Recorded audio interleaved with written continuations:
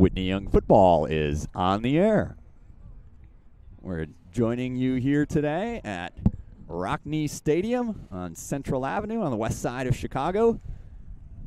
The 4-2 Whitney Young Dolphins, although we play here a lot as a home team, we're actually the visiting team. We're being hosted by the Clark Eagles today. Clark comes in at 2-4. So 4-2 Dolphins against 2-4 Eagles. I'm joined on the call today by Jack Wildermuth. Jack? Very so glad to be here, and go Dolphins. Yeah, excited to have all of you joining us.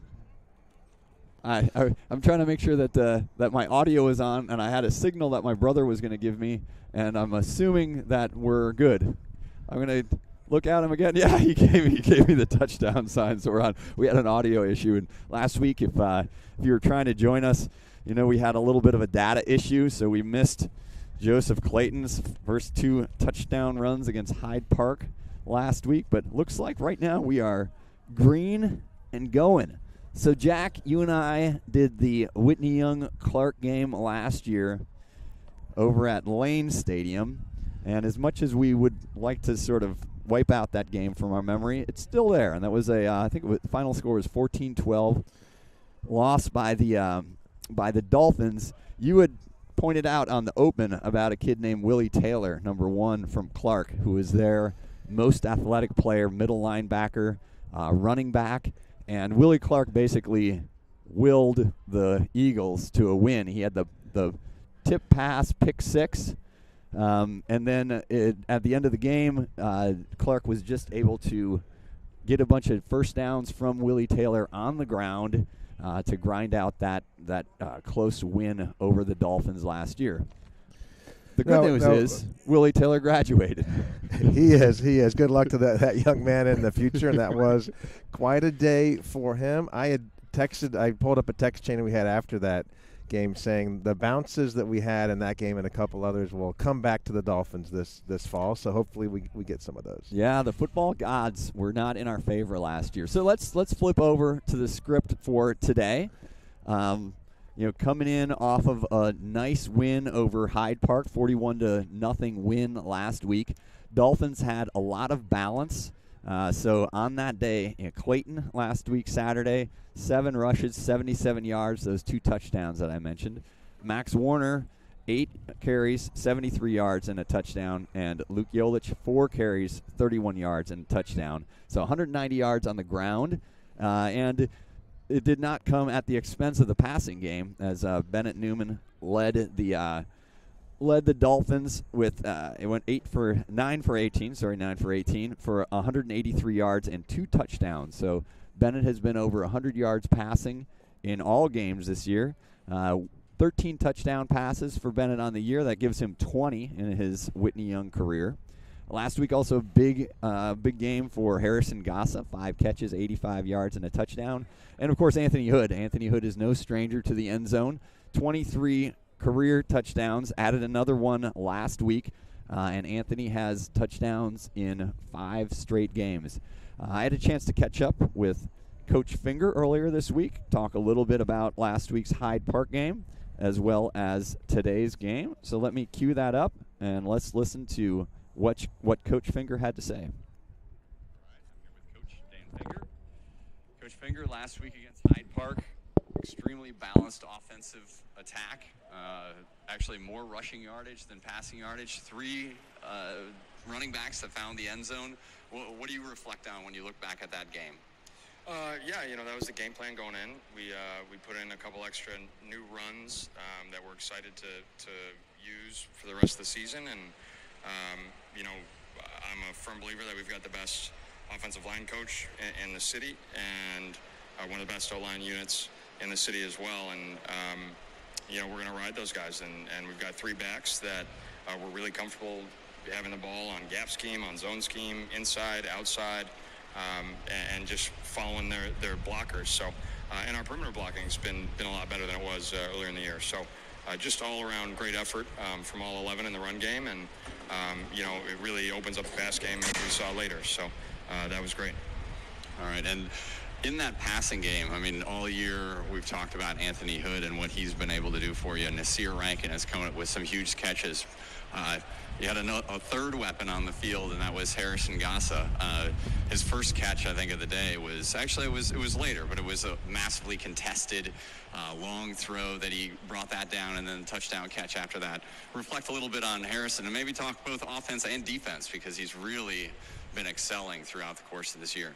Yeah, you know, Harrison's obviously a physically gifted kid, and has been, and just finally seeing it click mentally for him these past few weeks, really, where he's not just become more confident in his body and using his length and his size, but also just knowing his playbook and understanding his role offensively and defensively. You know, he's a guy in the past who's had all the tools and who has made some big plays for us, but he's been inconsistent with his sort of assignment sound play on both sides of the ball. So it's really nice to see him just everything clicking mentally, and he can just go attack it and use his physicality and do it with confidence, and that's something that we've seen. And now he's a playmaker. He's not just somebody who's doing his job out there, but a guy who's going to do more than we're going to ask him to do, just because of his physical abilities and the confidence that he's playing with and the trust for his teammates, where he's just going to do his job, and then once he gets that opportunity, he's going to capitalize on it. And so, yeah, some really hard runs after the catch there, some great blocking all around.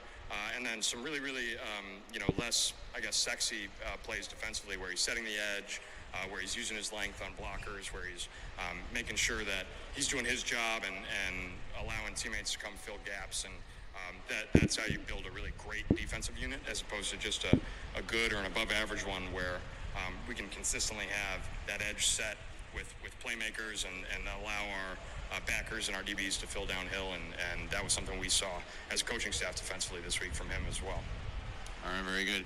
Pivoting to Clark, you and I share a sentiment as we think back to the Clark game from last year, which was a loss on our side, which felt like a win for us in just about anything other than the scoreboard. A team that I really felt like we outplayed, both reflecting a little bit on last year, but then also thinking forward to this year, which is much more important. What are you looking at for that game? Yeah, you know, last year we just we always talk pregame about our keys to victory schematically, and you know, I think we checked almost all the boxes on that last year. The one that we didn't check was takeaways. We always want to win the takeaway giveaway battle by 2, and I don't think we did that last year against Clark, and they were impactful with the pick six, and so you know that hurt us.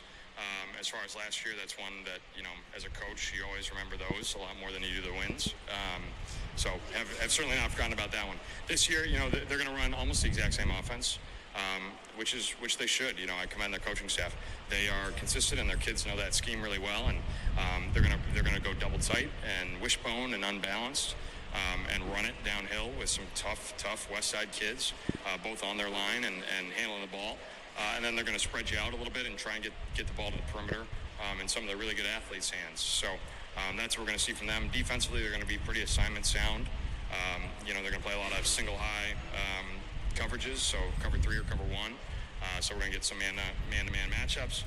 We're going to get you know, some good what we like as advantageous run boxes. So we're excited to attack that. But no, it's going to be a challenge, man. They do not play us, you know, anything but tough every year. So we're excited for that. All right, I'm excited too. Go Dolphins. Thanks, Barry. Go Dolphins. All right, so that was Coach Finger giving us an overview. We're watching Clark warm up right now.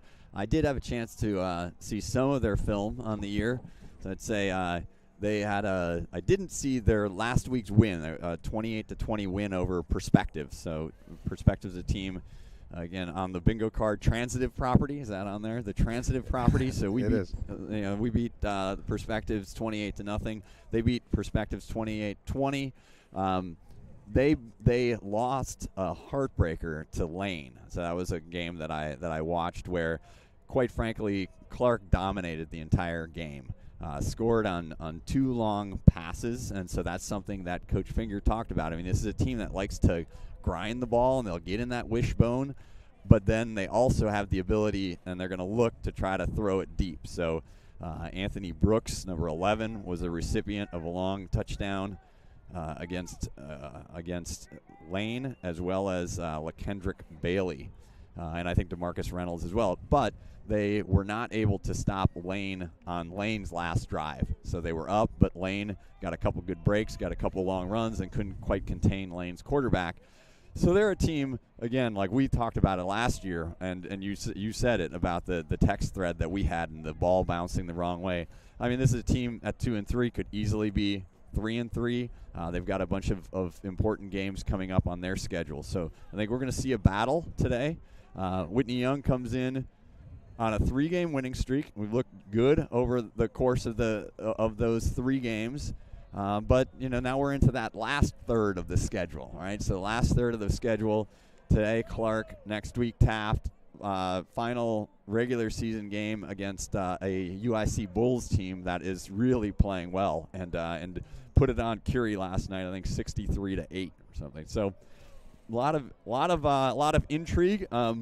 At halftime, we will talk more about the playoff setup and what we might be expecting as far as how this season could play out. A lot of mystery there, too. Haven't quite cracked the algorithm of that. There seems to be a multi-dimensional quad matrix in the CPS standings and schedule. Yeah. I guess in England they call it the table. Yes, yes. The table is a quad matrix. So anyway, I mean, I said an extremely obvious statement last week when we were on air, and I said, yeah, we just need to keep winning. And that solves all of that. That solves the equation, but it's not always as easy as that. So, again, Dolphins talking about 4-2, also just hitting some numbers here. The Dolphins offense right now averaging 27.8 points per game. So they've put up some nice numbers. 175 yards per game passing, 86.2 yards per game rushing. And so, again, we talked about last week being a game where the Dolphins gained 190 yards on the ground. I would expect today that they will, again, try to establish the run. I mean, that's, talk about, like, sort of Big Ten football or what happens, why teams that play in the northern type of weather, why you want to establish that run. It's because today's a nice day, a little bit windy, but we could face worse weather down the road where passing is much more difficult, and it's nice to just kind of get it on the ground and start grinding things out. So I'm sure that Coach Finger, Coach Boucher calling the plays will try to do a lot of that today, but maybe not through the traditional way. I mean, that's the one thing. They've shown the ability to kind of open up that playbook throughout the course of the year. Yeah, so looking at the schedule, you recapped it, Barry, but just the 2 losses, Hope Academy and Morgan Park, the first quarters are really tough on us. In the second half of both of those games, we played them even or maybe a little bit ahead. So nice to get off to a great start today and then run the ball in the second half. Yeah, we'll see that. And then, so flipping over to the defensive side, a shutout last week. That's a second shutout on the year that this defense led by Joseph Clayton in the middle. I mean, Joseph led the team. Joseph and Quinn Duhan actually tied for the team lead in tackles last year. We don't have that official stat right now, but I can't imagine that Joseph isn't leading the way again on that. So last week the shutout on the year, Dolphins giving up 18 points per game. If you look at those 4 wins, 2 of them being shutouts, only giving up 11.5 points per game. So last week we also saw, talking about, we just, I don't know, we didn't get it on camera, but there was an overthrow from one of the Clark quarterbacks, and it drilled our referee in the side of the head. I hope he remembers that during the course of the game. Maybe intentional. He's shaking hands with the guy now, so it's probably fine. But so captains coming out for the Flip, Anthony Hood and Joseph Clayton, the captains for the Whitney Young Dolphins. So anyway, good, strong performance last week. Saw some young guys on the defensive line last week, so we'll see if that rotation expands. One of the things that you can do when there's more depth is guys don't have to go the entire game both ways. And so last week we saw Dylan Pericini, we saw Alex Oshevsky and Bubakar Berry getting a lot of time on the D-line. which is good. So we'll see if those guys make it out there again. Last week also Nasir Rankin with 2 interceptions. So seeing his athleticism, we saw it the week before when he had, I think, 5 catches, 132 yards against in the previous game against Westinghouse. I was searching for a second there against Westinghouse, but then last week came back with 2 interceptions. One where he even admit he got cooked on it, but has that closing speed and that basketball leaping ability. So week before he made a one-handed reception. Last week, one-handed interception. So he's showing a lot in that defensive backfield. Maxwell Warner had an interception called back, but again, those are 2 sophomores that have a ton of athleticism and really showing a lot as we progress here. So I get back on my streak of not paying attention to the. I was watching that for you, Barry, as I know you're on a good script and good perspective. It appears from here that Clark won the toss, elected to receive, and the Dolphins chose to kick in. Gosh, I was in the Army. I should know directions. That's better. north. They're going to kick it to the south, kick off to the south. All right. That would be interesting. So I'm going to give a shout-out here. I've got a friend of mine I work with up in Montreal, Nello DeCola. So, Nello, if you're tuning in today, we had talked about deferring kickoffs and, when that started and who started doing that. So in the NFL, actually, until 2008, you couldn't defer. Really? You either took the ball or you kicked it, right? And if that's your choice, you almost always take the ball, right? You want the first offensive possession. But 2008, it went in, and then everybody was still pretty much playing by that, like, oh, we want to take the ball. We want the ball first. And, of course, Bill Belichick, of all people, was the guy that sort of looked at it from a statistical perspective and, do you want to defer, meaning you get that first possession in the second half, meaning you know what the game flow is going and you understand what the other team is, so you can prep for that extra possession that that you have that first possession of the second half. And so now most teams do that, defer, and then the other team will, of course, want the ball to start with. So Nello, thank you very much. French-Canadian, locked in on NFL football. For sure. And so I appreciate you pointing that out to me because, you point out anything to me, I'm going to go right down that rabbit hole. and I did. So we got the horn blowing here. We're about to get underway. Dolphins, again, this is a road game for the Dolphins, even though we are at Rockne. So we're wearing our white jerseys. We got Clark in gray. And we're going to do our best. We did appreciate Clark coaching staff helping out, getting us a roster. And on Clark, this is it's a co-op team. So we're going to call them Clark all day, but they're actually the Clark Prep Austin Poly Douglas football program. So they have representatives from all 3 of those schools on their roster.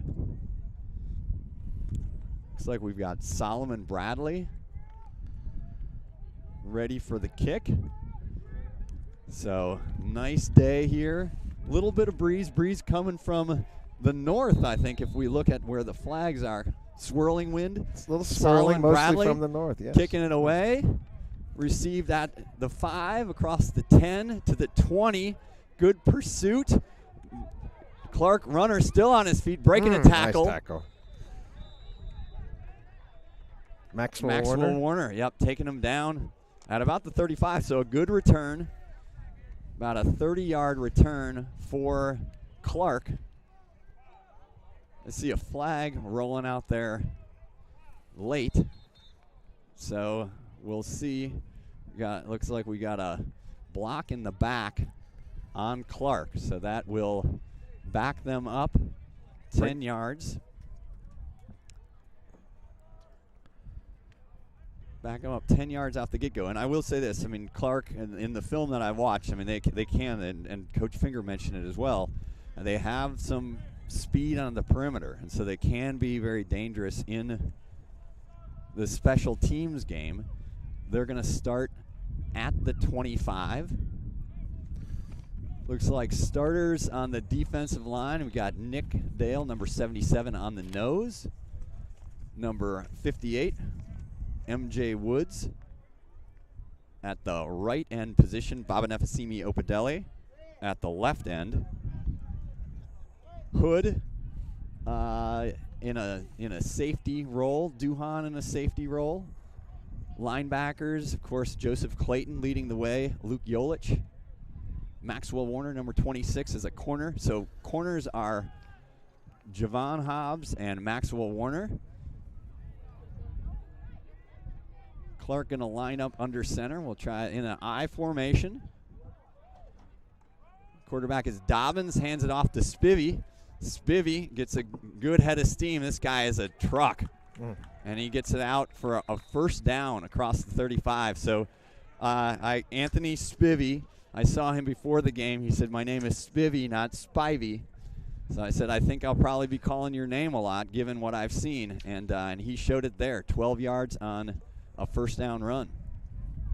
Yeah, 24 Spivey looked good. Good blocking, too, on that play.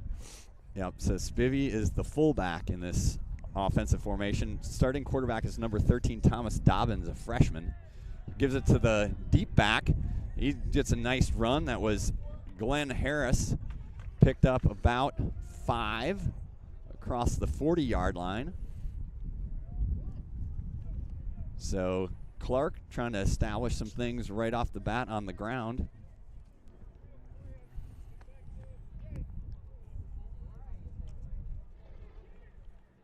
So, yeah, let's give him a gain of 5 on that. So he's to the 42-yard line. And we'll see a bunch of different running backs, and we'll try to make sure we keep things tight on here. So Dobbins now in the shotgun formation. Running backs to his right and left. 2 receivers to the top. Here comes Spivey in motion. Inside handoff to number 4. Nice job. Duhan collecting. That was Yolich on the initial hit. Good hit by Yolich.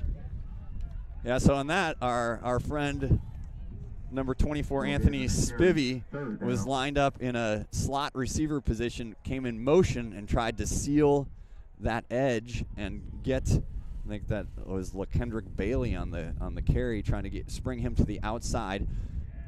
The Dolphins did a nice job. Yolich from his linebacker position getting that initial stop, and then I think Duhan, Champion, and others collecting the tackle. So Clark facing a 3rd and 4 from the 43 here. First drive, 9:46 left in the first quarter. Spivey in shotgun formation, 2 receivers left, 2 receivers right. See if the Dolphin defense can get some pressure on him. Jason Perez right in his face.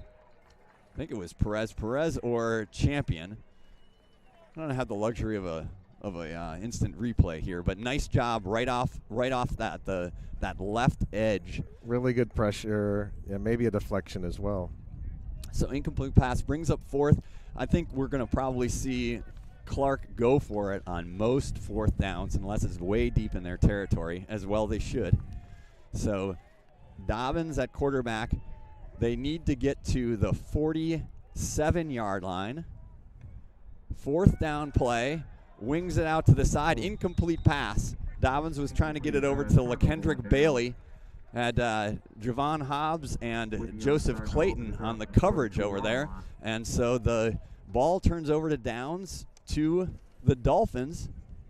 So nice job by the Dolphin D after giving up that first down run to Spivey as the first play, giving up some yardage on the next play after that, but then stiffened, and the ball comes over to downs in Clark Eagles territory at the 43-yard line. Bennett Newman, the quarterback. He's got Joseph Clayton behind him. 2 receivers top, 2 receivers bottom. Quinn Duhan in motion. Handoff to Clayton. Clayton getting a nice drive right over the top of his center, Nick Dale. Babanefasimi Opedele and Juan Cepeda in as the guards. So nice first down run. As we said, we think that Dolphins will try to establish the run early. Got across the 40 to the 38-yard line on that first down play.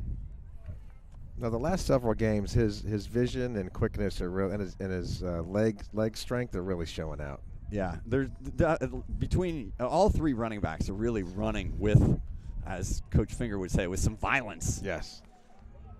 So that was a nice job. The blocking is out in front of Clayton. He makes a nice cutback up, stepped out of bounds, but still a first down carry. So he had to belly that out a little bit, but first down, nice job on that left side of the offensive line and wide receivers on that side as well, getting Clayton some room to turn the corner and get across the 30 for the first down. First down at the Eagle 29-yard line, 8:19 left here in the first quarter. And that's a Sorelli's Finer Foods Fins first down. Yeah, baby. Italian beef, the way you want it. Newman at quarterback. Hood in motion. There was defensive line jumped. Yep, so defensive line movement in the middle. That'll march off 5 yards for the Dolphins. So Newman ran over quickly to Coach Boucher, checked in to see if we're still running that same play. So you got Joseph Gray, far receiver on the bottom side. Quinn Duhan. Anthony Hood single on top. Handoff to Clayton. Clayton working his way.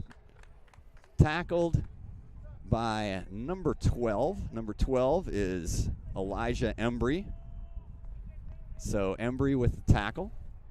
Brian Barrett checking in, our crack statistician. So second down and 3. Dolphins got to get just about to the 19-yard line here for a first down. So Hood bunched to the right. Hood in motion now to the left. 3 receivers there. Newman with the ball. He's looking deep to the end zone and overthrew.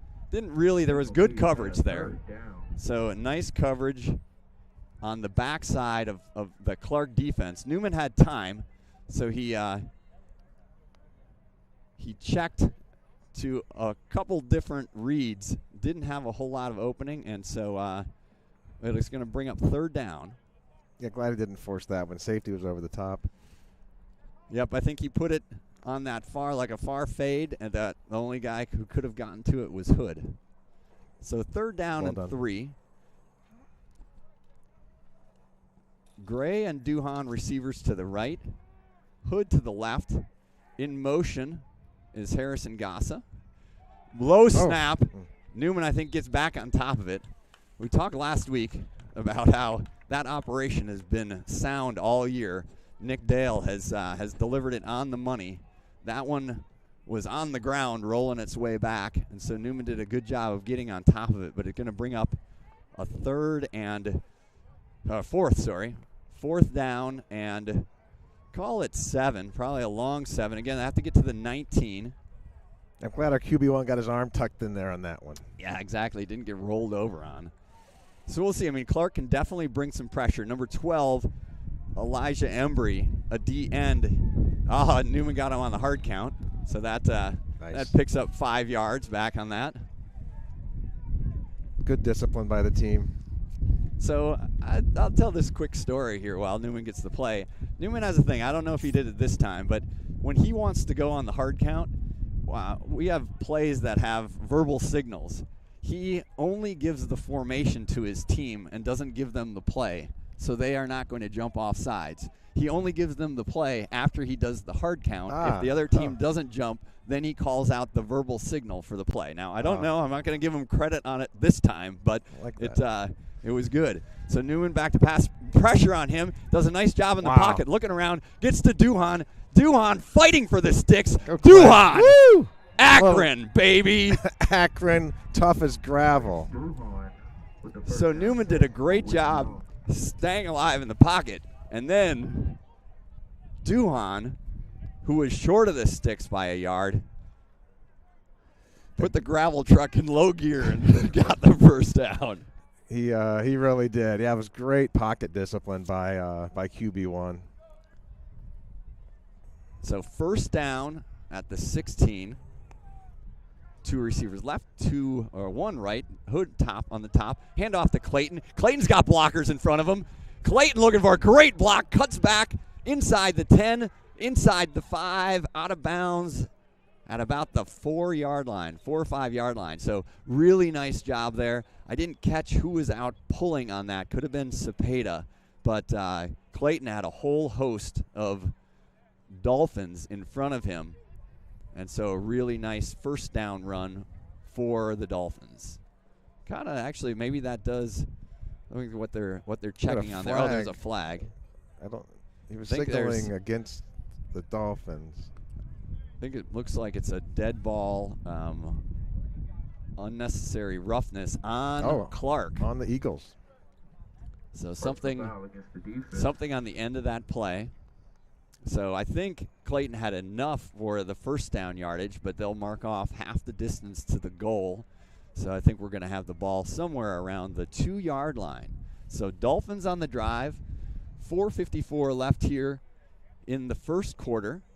If you're just joining us, which is a phrase that is on the bingo card, Dolphins defense did a nice job. They gave up first down run on the first play of the game, but then stiffened after that, and the Eagles turned the ball over on downs just inside Dolphin territory. And now the Dolphins have been on a drive, couple nice runs by Clayton, and a nice 4th down pass from Newman to Duhan to pick up the first down. Now Clayton gets us inside the 5. Newman barking signals. He pitches it over to Clayton. Clayton Get there. In the end zone. Let's see. I think they're going to mark him out at the 1. Also one of those dangerous things where he was extending the ball, and the ball actually came out of his hands on that. So I don't, again, IHSA roll. I mean, in NFL football, if you extend that ball and it rolls out of bounds, like you didn't control it over the line, that's a turnover and a touchback for the other team. Touchback. Yeah, I don't know if we want a video review on that play. No. So Clayton down to the 1. Newman under center. 2 receivers right, 2 left. Newman barking signals. Gets a motion man. Newman on the run. Powers it in for the touchdown. Rushing touchdown. And the shoulder bump with Nick Dale, who he followed directly on that. So Newman with his 3rd rushing touchdown on the year, putting the Dolphins up 6-0 here with 4:13 left. Danny Newman with the touchdown for Young. Barry, that drive was 43 yards, took about exactly 5 minutes. Excellent. Ending in pay dirt. 4-star center Ben Barrett. Tavon Conrad. Kick is good. Clark was way offsides. That didn't matter against Westinghouse, but it does matter today. So we have we're friends with our referees here. So the Dolphins have to decide here. They're going to keep the points on the board. So the point after was good from Bardsma. And I think the offense is trotting back on the field. Oh, they are. So they're taking the points off the board on that. All right, we'll see how this turns out. I'm not necessarily a big fan of taking points off the board, especially in a league where there aren't a lot of teams that can kick extra points, right? So you're. But anyway, here we are. Newman at quarterback, Clayton next to him in the shotgun. Newman rolling to his right. He's looking. It's out off the hands of the Clark receiver. So that was 3. LaKendrick Bailey that broke up that pass in the back end of the end zone. So Dolphins 6-0 lead. No good for Young. No, you're right. I think the men of Gen X or of a certain age would have kept the points, Barry. But it's a younger generation, more aggressive, maybe. That's right. Coach Dan Finger, he's shown. Riverboat Dan it is. jumps out there every once in a while. No, this is for Dolphin fans who haven't been to the renovated Rockne Stadium. They've done a beautiful job here with the track and the turf and a great new parking lot, maybe for tailgating down the Well, line. there were discussions about that today. I mean, as a Saturday afternoon, I think definitely some people that had that in mind. Maybe it didn't all come together. But yes, I think that it's a land of the Red Solo Cup for the Whitney Young Dolphin tailgates. So Solomon Bradley on for the kick. So again, nice return on the first kickoff for the Clark Eagles. That was negated a bit by a block in the back penalty. So Bradley kicking from the 40. Nice line drive kick, fielded cleanly. Great catch. Well, not cleanly, but fielded nonetheless. And across the 20-yard line, looked like, trying to get my numbers, Rayton Scotemere was definitely on the tackle. I think Duhan was down there as well. So good job by the special teams, because Clark, while the returner juggled a bit, he still got it on the run and picked it at the 10 and only got out to the 20. So good job, Dolphins special teams unit. Looks like we've got Buster Cepeda checked in on the D line right now. I think we also have Boubacar Berry. So Boubacar Berry, number 53, in at the nose. So just like last week, rotating some guys on that D line. Bob and Efesimi Opadelli, he said, I don't need a rotation. I'd like to stay out here. So Dobbins at quarterback. Hands off to Spivey. Clayton coming through. Clayton slowed him up enough. Then his friends, Jason Perez, and Quinn Duhan. And a pod of Dolphins. And a pod of Dolphins. Jolich, I think, over there as well. But good job. It was Clayton that broke through there to start with and corralled Spivey. Only a 1-yard gain there. Yeah, a lot of Dolphins all in the same place. When you go on a Dolphin cruise sometimes, you might see just one. Yeah, you're lucky when you see one, right? So that's just not a natural thing to do, to have an entire pod make the so it's great to see. We'll hopefully see a lot of that today. I'm going to make sure that I'm correct, because I think maybe, well, I know that there is a possibility of Clark rotating quarterbacks. Their numbers are a little tough to see. No, but I think we still have Thomas Dobbins, the freshman, in there at quarterback. He's got 3 men in the backfield for him. Hand off to number 17, stacked up really nicely on that side. And the ball is free. It's on the ground. I think they might be marking it down. I think they did rotate 13 in at quarterback, which I don't have. No, 13 is Thomas Dobbins. I had to get that to Thomas start Dobbins. with. Yep. Yeah, I know that Embry has played some at QB, as well as number 7, Michael Henderson. The tough thing on the pod is to call out the right number on who made the tackle. All right, so it's easier to just say the pod, but on that, I'm guessing on that, Jason Perez definitely had something to do with it as a linebacker on that side. So this is going to bring up 3rd and long, 3rd and 8 from the 24-yard line. Dobbins with a motion man. He gives it to that motion man. Really nice job. Let's make sure we get that tackle right. I think it was Clayton over on that side. So great job wrestling down LaKendrick Bailey for no gain, maybe even a loss of 1.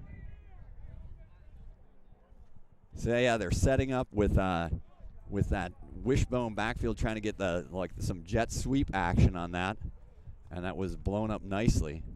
This is actually kind of fun. I saw this on tape. So number 66, Amarian Moore, is the punter for the Eagles. I think he's also an offensive lineman. He's got a pretty cool pink stocking on the side, so he gets it away. Whoa. Nice punt. Duhan is back. Duhan calls a fair catch. I think he called a fair catch. If they gave him a fair catch, there was maybe he didn't call a fair catch. I saw something come out that I thought was a flag, but I think it was just the official marking the spot. So Duhan living dangerously there. Did a nice job getting that punt, because it was a high punt, really nicely done by Amarian Moore, the defensive tackle, guard / punter for the Eagles. So 1:24 left here in the first quarter. The Dolphins offense back on the field. Again, that offensive line that Coach Finger talked a lot about. Nick Dale, Babanefasimi Opadelli, Marcus Woods. On the left side, right side, Cepeda and Jason Perez. So Newman at quarterback, 2 receivers left, 2 receivers right. Motion man, flip over to the running back. I think that's Luke Jolich in now. Had a little trouble handling that. Was able to pick it up and lost 2 yards on the play. 2 yards. So Dolphins rotating some other guys in on offense as well. We're going to say, and that's part of a lot of guys have gotten some playing time this year. So you saw Quinn Duhan. Have to watch for Nasir Rankin, who we've talked a lot about. See if Nasir is out there. So Joseph Gray, Ngasa, the receivers on this side. Hood and Rankin are to the top side of your screen. So Rankin now in motion. Pitch to him. Rankin's got a corner. He's got some guys in front of him. Nas is working on it. He got wrestled down across the 45-yard line on the first down. So a tough tackle. But I think a clean tackle. Probably I think he clean. just Probably he came down hard with his arms on his upper body on shoulder pads, but didn't really grab a hold. Just then got the tackle in. But a first down on that. That's a pass. It's the high percentage forward pass from with the man in motion. That reminds me of a Buckeye quarterback, J.T. Barrett, who would throw for 300 yards in some games with giving the ball to Curtis Samuel. We have a score: Michelle Clark 0, Whitney Young 6. Yeah, actually, I coached flag football. Jason Hockman, a big Ohio State Buckeyes fan, and he put that play in for us. He's like, you got to run this thing, and it is. It's a pass, and so if you don't handle it cleanly, it's an incomplete pass. So a lot of good things there. Good job by Nas getting the corner there, giving a first down. So end of the first quarter, Dolphins leading 6-0.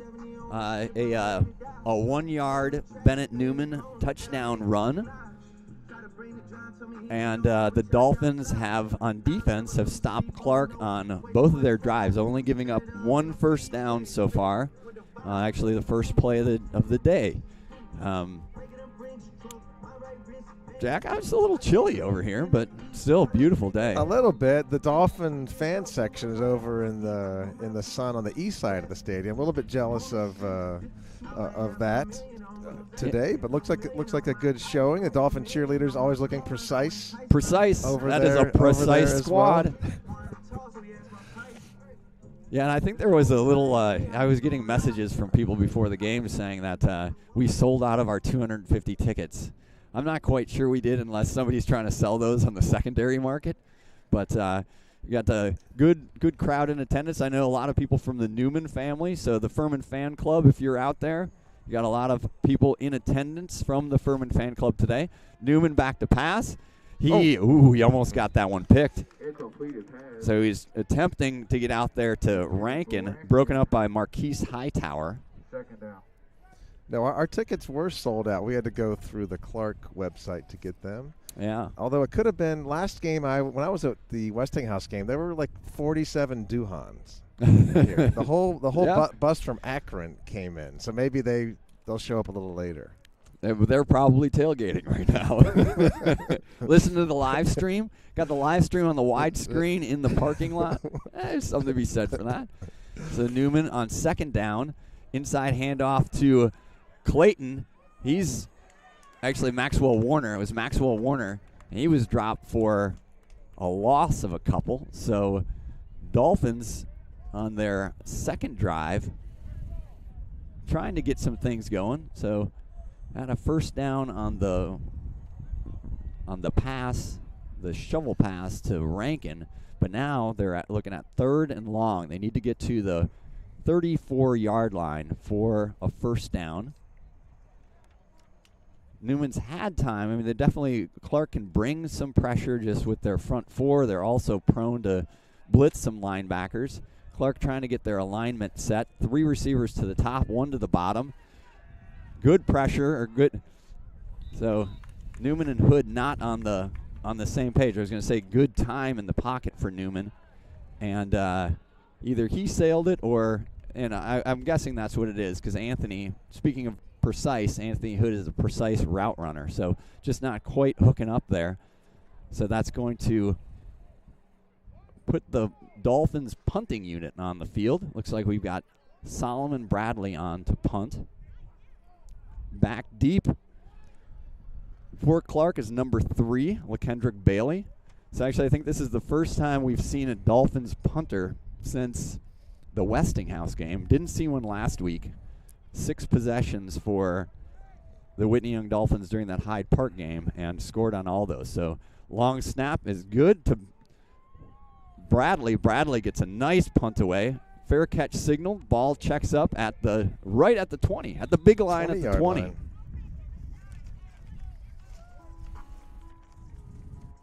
So third possession of the game for the Eagles. They'll start at the 20-yard line. 10:51 to go in the second quarter. Yeah, so we've got a little a shadow over the field. We'll definitely be playing the end of this game with the lights here at Rockne Stadium. So yeah, we're into week 7 of the Chicago Public League schedule. And I do promise I'll talk a lot about it at halftime and give kind of the playoff view of things. But just to say, I mean, this is a big game today for the Dolphins. A win today would make them eligible for state playoffs with 5 wins. So the Dolphins were state qualifiers back in the 2021 season, hoping to get back there again. Got a lot of game in front of us here. 10:51 left here in the first half. Dobbins, the quarterback, 3 running backs behind him. Handoff up the middle. Tackle on the inside of that defensive line for Whitney Young. I think Baba Nefesimi Opedele. And I think Marquise Woods in there as well. So Dolphins going with their standard set, the 3-4, but definitely bringing those inside linebackers up in that box. So Yolich and Clayton. Other linebacker spots, Jason Perez, number 52, outside backer on this side, and Aaron Champion in the lineup for Tyson Hayes on the other side. So again, Eagles in that wishbone. Dobbins, Spivey the up back, handoff to number 17. He squirts through for a few yards. Number 17 is Marquise Hightower. Picked up about 3 yards off the left-hand side of the Eagles offensive line. So I'll bring up third down. Third down, 9:39 left here. Actually, I guess they got a few more yards on that. I had a bad call on that, so it's going to be third down and 3 from the 28. So maybe 3rd and 2, given it started at the 20. How do we think about that? Tony McHale, you out there? How was my math on that? I would bet. Sounded pretty good to me. Yeah, I would bet a handoff to Spivey up the middle here, number 24, the big man. The big man has the ball, and the big man gets the first down. And now a rugby scrum breaks out. So Spivey to the 31, I think, is where they're going to mark it. Call it the 32. So Spivey picks up 4 on that third down carry.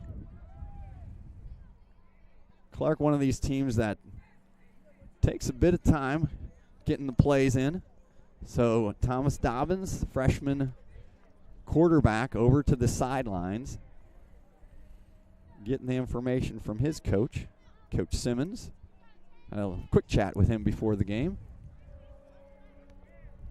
Was trying to, because Dobbins wasn't on the roster, so I was asking who the quarterback was going to be, and I think he thought I was like a coach trying to get inside information. I said, no, I don't need the starting quarterback.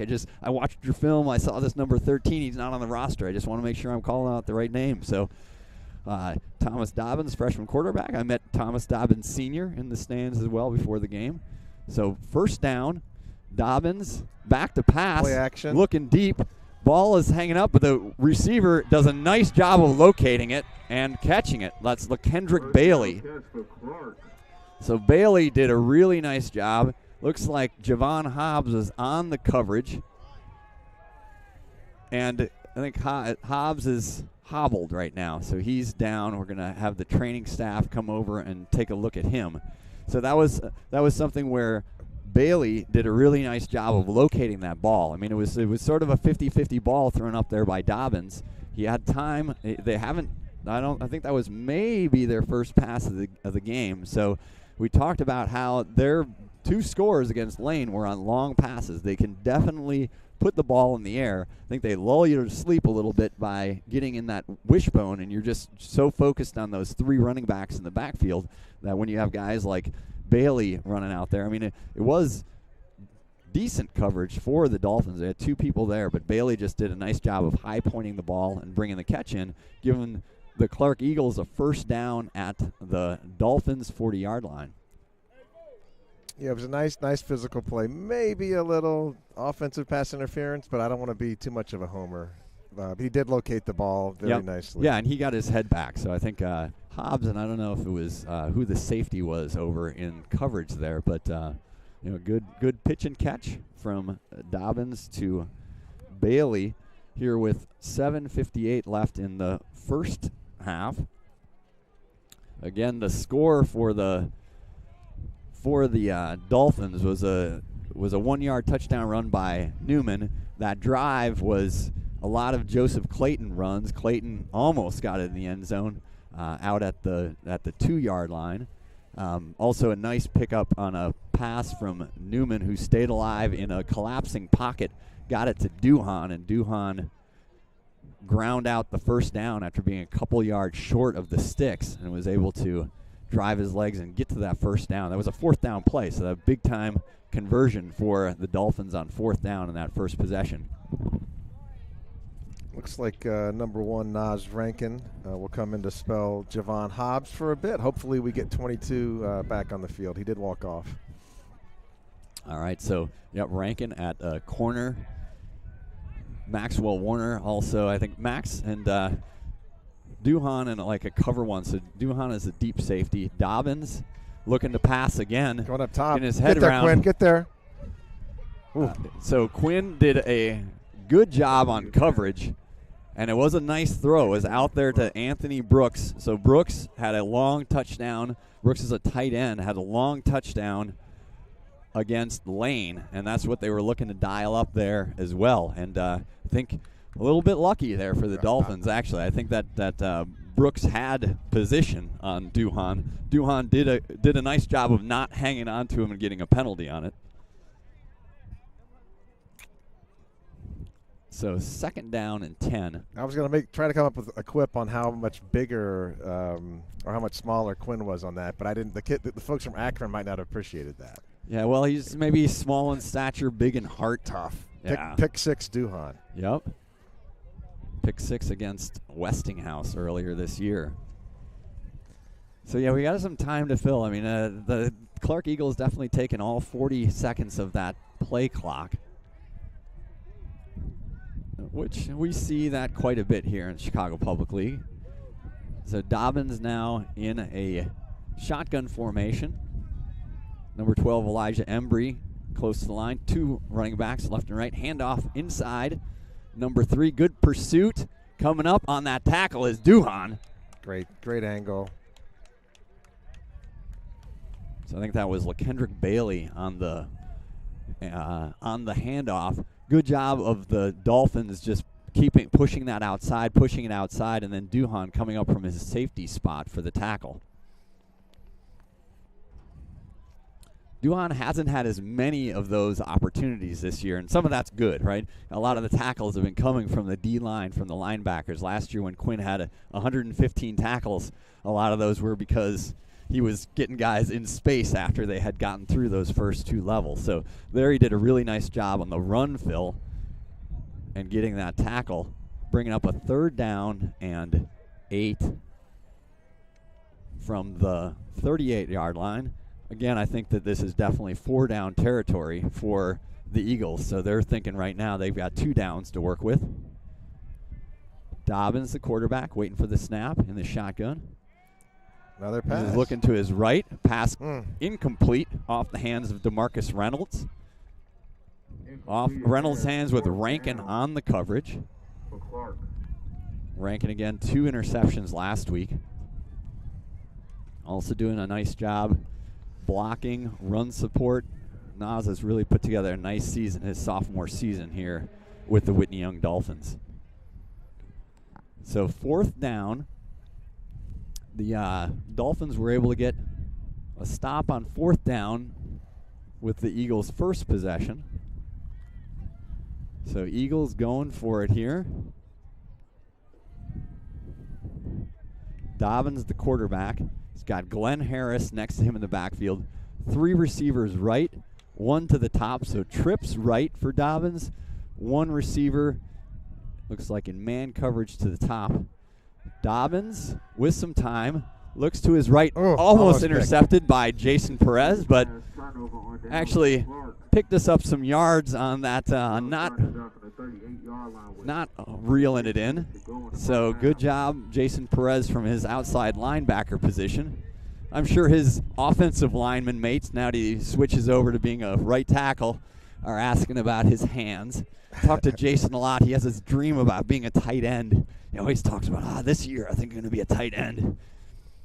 Maybe just stick to linebacker and tackle, Jason. That sounds like great positions for him, Barry. All right, so Yolich checks in with the play to Newman. Or actually, Newman was giving Yolich the play because he was late on the field.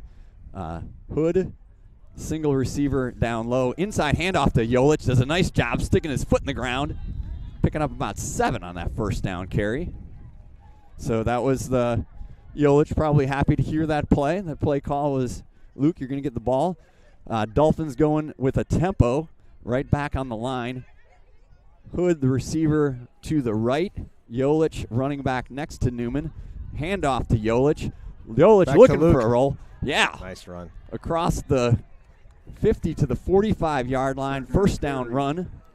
Talked about the Dolphins trying to establish the running game.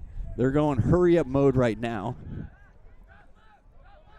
They're trying to figure it out. So Rankin and Gray to the top side. I think the Eagles took a timeout there. Yep, so timeout Eagles. Timeout Clark. They didn't like the hurry-up offense that Coach Finger. Oh, man, I put the score the wrong way. Sorry about that, everybody at home. I'm so used to being at Rockne and having Whitney Young as the home team that I put the score up wrong. I'm sure I have text messages with people telling me that right now, so I apologize to everybody out there in Dolphin land. None on my phone, Barry, so far. All right. Probably got maybe some people on the live stream, but hard for us to actually see those comments on the live stream. So if you want to flame us on anything, you just have to hit me on my personal text messages. That's where you want to send your nasty messages to me, and not on the public YouTube forum, which unfortunately I can't really see on the laptop. It's buried behind our other software on it, so I might check over there. Anyway, timeout by the Eagles. Dolphins back on the field. They want to go fast here. First down, 2 receivers to the top side. Handoff to Clayton. Clayton's got a lot of room to run. Great block by Nas Rankin. I think the ball came out on the hit. Looks like it was. Yep. So ball came out, and the Eagles recovered it at the 20. So a good run by Clayton, but then the ball to the carpet, and Spivey with the fumble recovery. It was a nice hit on that play as well. So it looked like there was a holding on the Dolphins on that anyway, but it was declined, and the Eagles will take over after that fumble. Eagles will take over at the 20-yard line with a first down. So I don't think the Dolphins have had a running back fumble a ball since the first two possessions against against Hope, the first game of the year. First two plays, I believe. You know, we had a fumble on a QB fumble in the Morgan Park game, but the Dolphins have done a nice job all year of winning the turnover battle. They are down right now in that battle, 1-0, but up on the scoreboard, 6-0, 5:03 left here in the first half. So Clark Eagles threw the ball a bit their last possession. LaKendrick Bailey with a nice reception on a nice pass from freshman Thomas Dobbins, the quarterback. So Dobbins under center, I formation. Handoff up the middle, breaks away. Good job by Quinn Duhan, though. So 5 or 6 yard gain. That was a hard run. That was Glenn Harris. Harris did a nice job getting to the first level. Quinn just out-leveraged him. They always talk about pad level. So Harris was running with a low pad level, and Quinn was able to get even lower than him. Lower. And made a solid tackle. So that wasn't just an arm tackle. Quinn got a shoulder in there and brought Harris down after a gain of about 7. So Clark's been able to put some yards together here. Both run and pass. Haven't scored yet. At the 27-yard line. Handoff up the middle. Good job by the middle of that. Boubacar Berry. Berry, Joseph Clayton, I think Anthony Hood also in on the run, but Boubacar Berry wrestled down the Clark Eagles running back. Maybe a gain of one or two. So it looks like they've got to make the 30 for the first down. So ball is resting nose just at the 29-yard line. Again, Boubacar Berry in at the nose. Marcus Woods also on the D-line with Bobanefisimi Opedele. Clock running here, 3:22 left in the first half. Yeah, important play here. Nice to make them punt. It would be. I'm gonna put the bet on our guy Anthony Spivey getting the ball again. Clark Eagles they just snuck a guy into the field. Yeah. Well, so Maxwell Warner did a nice job of picking up. So they only had 10 on, and they brought somebody in. So quarterback keeper for Dobbins, and I think he stopped short. I couldn't tell if the Dolphins were saying the ball was out. But they're calling fourth down. That was a nice job. I hadn't seen that in some time. They snuck a receiver on with the last I don't think it was on purpose. I think they just they counted heads and they didn't have enough. Maybe though. Maybe a little trickeration. Well, they must not be going to Notre Dame if they can count the players. That's right. Not one play, but 2 plays. Two plays. Wildermuth, the Buckeye fan, just wedging that in there on Tony McHale and the Irish fans. Sorry about that, Godfather. So our kids are roommates, so he can't get too mad at me. All right, so Eagles going to go for it here. Again, you got Boubacar Berry, Marcus Woods, Bobanefisimi Opedele in the middle, hoping to hold off a fourth down run here. I'm going to guess a run, but maybe a pass. Who knows? Fourth down, hand off to Spivey. He going to get that first down. First down, Clark. So Spivey got the first down tackle by Clayton. Somebody slow getting up on the Clark side. So trainer out to check. Looks like maybe that's Amarian Wood, the guard / punter. Can't quite tell from here. It might be. So, 1:32 left.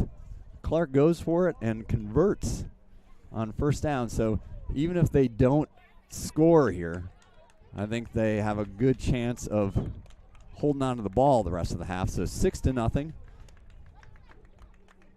We talked about it. The Dolphins had converted an extra point,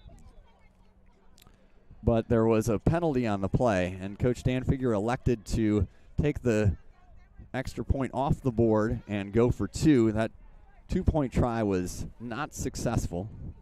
So we're sitting at 6-0.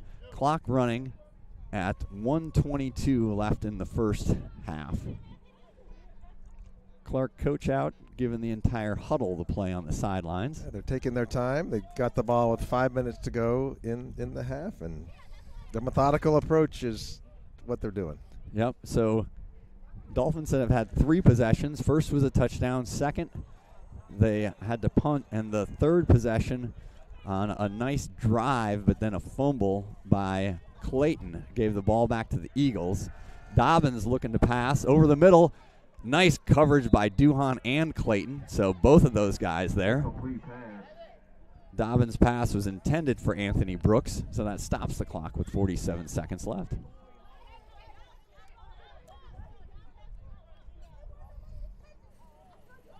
So Dobbins has looked good, and I do believe he is a freshman. So if he's playing like this as a freshman, and he wasn't, I don't think he was playing in the earlier games of the season. So he's definitely a guy to watch in the years coming forward, because he looks, he's got decent size. It looks like he has a lot of poise, and he does throw a nice ball. So it'll be second down from the 33-yard line, from the Eagles' 33-yard line. Aaron Champion in on the line, Bubakar Berry. So it looks like the Dolphins are going into a little bit of a soft zone coverage here, making sure that they don't give up any downfield passes. Great job. Oh, pass incomplete. I think we might end up with a pass interference penalty on it. So that was attempted for Elijah Berry. Did you see who came flying in there on that delayed blitz? I think it might have been Jason Perez. It was some speed. Yep. So actually, I think okay, so they were saying the pass was tipped, so they're waving off the flag. So it'll be an incomplete pass. It'll be third down. Third down with 40 seconds left. So again, good coverage by the secondary of the Dolphins. So right now it looks like you got Naz Rankin playing the deep safety position. So this is a look that they rolled out against Morgan Park for a bit, and then also against Westinghouse. Hood and Duhan. And then the next wave of Maxwell Warner, Jolich. I think we'll have to see if Hobbs is back in the game. I think it is 22 back. Okay, good to see him back. So third down and long. That's Jason Perez just running over people. Perez just That's great. took care of his blocker and took down Dobbins, who got the ball away. Incomplete pass, which I was thinking the Eagles were going to end up running out the clock, but that stops the clock with 33 seconds left. And Dolphins have all 3 of their timeouts. I would think that they are going to pin their fins back and try to get this punt block. We did see Amarian Moore with a nice punt. I think he might be punting into the wind here. Quinn Duhan back at the Eagles' 38-yard line. Does look like perhaps the Dolphins are looking for the punt block. And they get some guys through, but they don't get to it. Duhan getting away from it, and then it just takes a huge Eagles rolling all the way inside the 10-yard line. That's going to be nice for Amarian Moore's punting average. Yeah, good, great punt.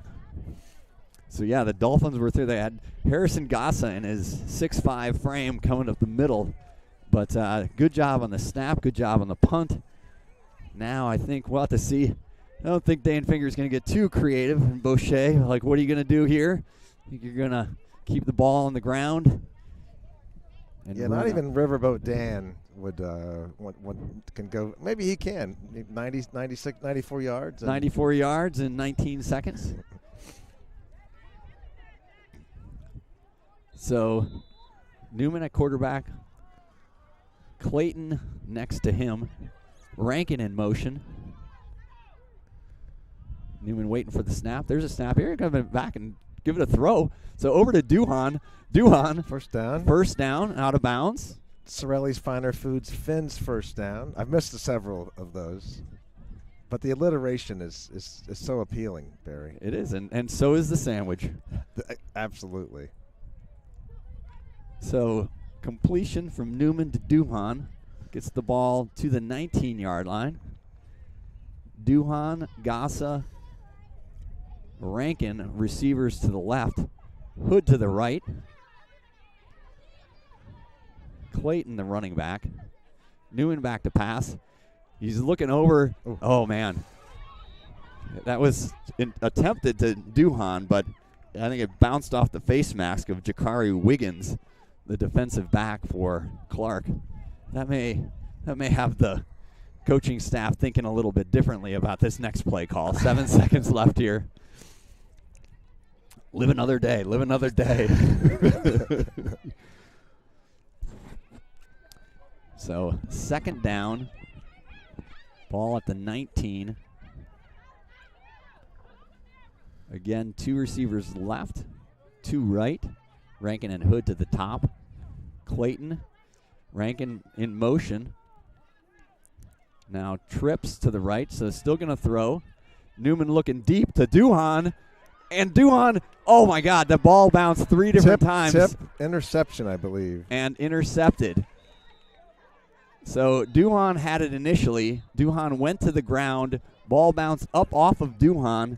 And eventually, number 6, whose name I don't have for the Clark Eagles, came down with that interception. So that ends our first half of play. Dolphins leading 6-0. So I'm going to try something here. I'm going to try to see if I can put the standings of the Chicago Public League onto our screen. Let's see if it works out. And then I can talk about,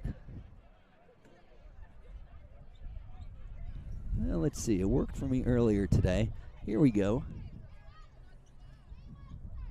So, if you can see that at home, we'll take some time and talk about what's going on right now in the Chicago Red Division Public League. So some scores. Last night, Amundsen 24, Taft 16. Wow. So big time game. Amundsen, nobody quite knew. They got moved up to the Red Division this year. And no one quite knew. Like, is this team for real? So that moves them to 4-1 in a tie. They were previously tied for third. Big win over Taft. So we face Taft next week. Taft with a younger team. Last year they were senior-led. So Amundsen 24, Taft 16. Bulls Prep 64, Curie 6. So we face Bulls Prep in 2 weeks, and that team has shown that they can put a lot of points on the board. Lane 22, Westinghouse 21. So close game there. Lane now at 3-2 on the year. Westinghouse at 2-3. So Westinghouse part of our pod. And they will have a big game. They have a game next week against Bulls Prep, so they'll be playing in the pod. We'll be playing in the pod. Simeon 16, Phillips 14. And then a game that's done by now, but we don't have the score, and that was Kenwood versus Morgan Park. So that was the big-time Chicago Public School game of the week. Morgan Park coming in ranked number 15th in the Chicagoland area, ranked number 3 at 5A right now. Against Kenwood. Kenwood, of course, loaded up with a bunch of D1 talent. Amarian Stewart, wide receiver, going to Michigan. Marquise Lightfoot going to Miami. So we'll look forward to seeing what that score is. And then also we had Brooks 22, Hyde Park 12. So if we look at the standings right now, again, it's Morgan Park and Kenwood, there'll be a loss out of that group. So one of those teams will drop to second place, where they'll be tied with Amundsen. Simeon also at 4-1. If Whitney Young can come up with a win today, they'd be in a three-way tie actually four-way tie at 4-1. Again, you got to win today. Then you got Taft at 3-2, Bulls Prep 3-2, Phillips 3-2, and Brooks at 3-2, all behind them, bunched up. So we don't know exactly how these state playoffs will work out, or a city playoffs will work out. But I think you'd love to be in the top 6, or top 8. So back to my simple statement before: keep winning. And you take care of things, but it goes to show how tightly bunched everything is right now. So next week, I said Bulls Prep against Westinghouse. Amundsen plays these Clark Eagles. Phillips plays Hyde Park. Kenwood against UP Bronzeville, and Simeon against Perspectives. So after those games are teed up, then the final week, Westinghouse at Taft, Kenwood at Phillips, Morgan Park, Simeon. So big-time games, Kenwood, Phillips, Morgan Park, Simeon. Those are the strongest teams historically in the Red Public League. So they'll face off that last week. And also Amundsen against Lane. That's a budding rivalry of those north side schools. So a lot of cool stuff going on as we creep into this the final third of the regular season for the Chicago Public League and the Whitney Young Dolphins. I look forward to that game next Friday night at Taft. That can be a tough place to play. It's more of a traditional atmosphere with the band and it's homecoming again. Is it again? Okay. Yeah. So we play them on homecoming. So they always have a great crowd, but they'll have all the booster club selling all their stuff out there. They will read their, I'm guessing, they'll read their notes throughout the course of the day. I mean, I think that's like a fundraiser where you can submit a note. So we have the public address announcer right behind us, just droning in our ear the entire game. But yeah, that'll be a lot of fun. I mean, Jaden Padilla, Steven Carrera, just lightning running backs for that Taft team. So we'll look forward to traveling up there and having that game next week. That's a fun place to play. We'll go hopefully get a win. All right, so a few other scores from the Chicagoland area. Mount Carmel 21, Fenwick 9. So Carmel led by Darion Dupree, the Wisconsin Badger commit. So Mount Carmel just keeps rolling along. They're undefeated. Loyola 47, IC Catholic 0. So IC Catholic had done a lot. They were ranked number 21, but Loyola and Ryan Fitzgerald, the son of Pat Fitzgerald, Northwestern former head coach Pat Fitzgerald, Ryan Fitzgerald getting done both through the air and on the ground. Loyola Mount Carmel, that sets it. They will play the final week of the regular season, and I think that game just ended up. I think it's going to get nationally televised. I'm gonna have to look into that more, but I saw some announcement around that, so that'll be big time. St. Francis 31, St. Rita 28. So that was two ranked opponents. St. Francis quarterback Alessio Miljajevic, who's going to Ball State, and he led St. Francis to the 31-28 win. Ignatius stays alive and for a state playoff bid. So the Justin Scott, the Ohio State University commit, leading the way. Ignatius 50, Marian Catholic 28. Wheaton North 25, Geneva 24. So an upset there. Wheaton North knocking off number 11 Geneva. My favorite team, other than the Dolphins, Prairie Ridge, came in the week number 7, 42-7 over Burlington Central. So Prairie Ridge keeps rolling along. We spent a lot of time talking about Mount Carmel and Loyola. Number 3 team is Lincoln Way, and they've done nothing but show every week that they deserve to be in the top 3. They beat Homewood Flossmoor 32-6. Another big upset, Glenbard West 28, number 4 York 7. So York had really, I don't think, been tested by anybody all year, but Glenbard North knocks them off. Then I'll just mention Carmel Catholic 25, Providence 14. Carmel Catholic led by Johnny Weber. Providence, new offensive coordinator there is Byron Dawkins, B-Doc, QB1, who trains Bennett Newman and Hayden Petrulis. Hayden, the freshman quarterback on the Whitney Young Dolphins flag football team. So let me roll you some Dolphins highlights here. Other sports. So JV football, I know that they won this past week, and I think it was a pretty big win. I don't have any highlights. I asked Coach O.D., but unless he sent me an email, I don't think I got that. So I still have 2 weeks ago's highlights, and I couldn't get to those on my phone last week because I was using it to live stream because our hotspot went down. So I'm going to give you 2 weeks ago. The highlights were from Coach O.D. We started off the day with some confusion as we saw no lines at Toohey Park. Once we confirmed that we play on a 50-yard field, I reminded the guys that Coach Finger once played on a gravel lot. If Coach can do that, then we can play without lines or all 100 yards. Von Conrad scored on a hitch and go on the first play. The defense locked down all game, and other than a few mistakes by the younger freshmen, they came away with valuable experience. Ariane Cabral got beat on one deep play, then came back with a pick six and second INT on the following drive. We welcome Brandon Dockett back, who had a couple clutch catches in space, one of which was a short bubble for a touchdown. Tim Edwards also with a touchdown. Coach O.D. said he doesn't think Tim has dropped the ball all year. He's very dependable.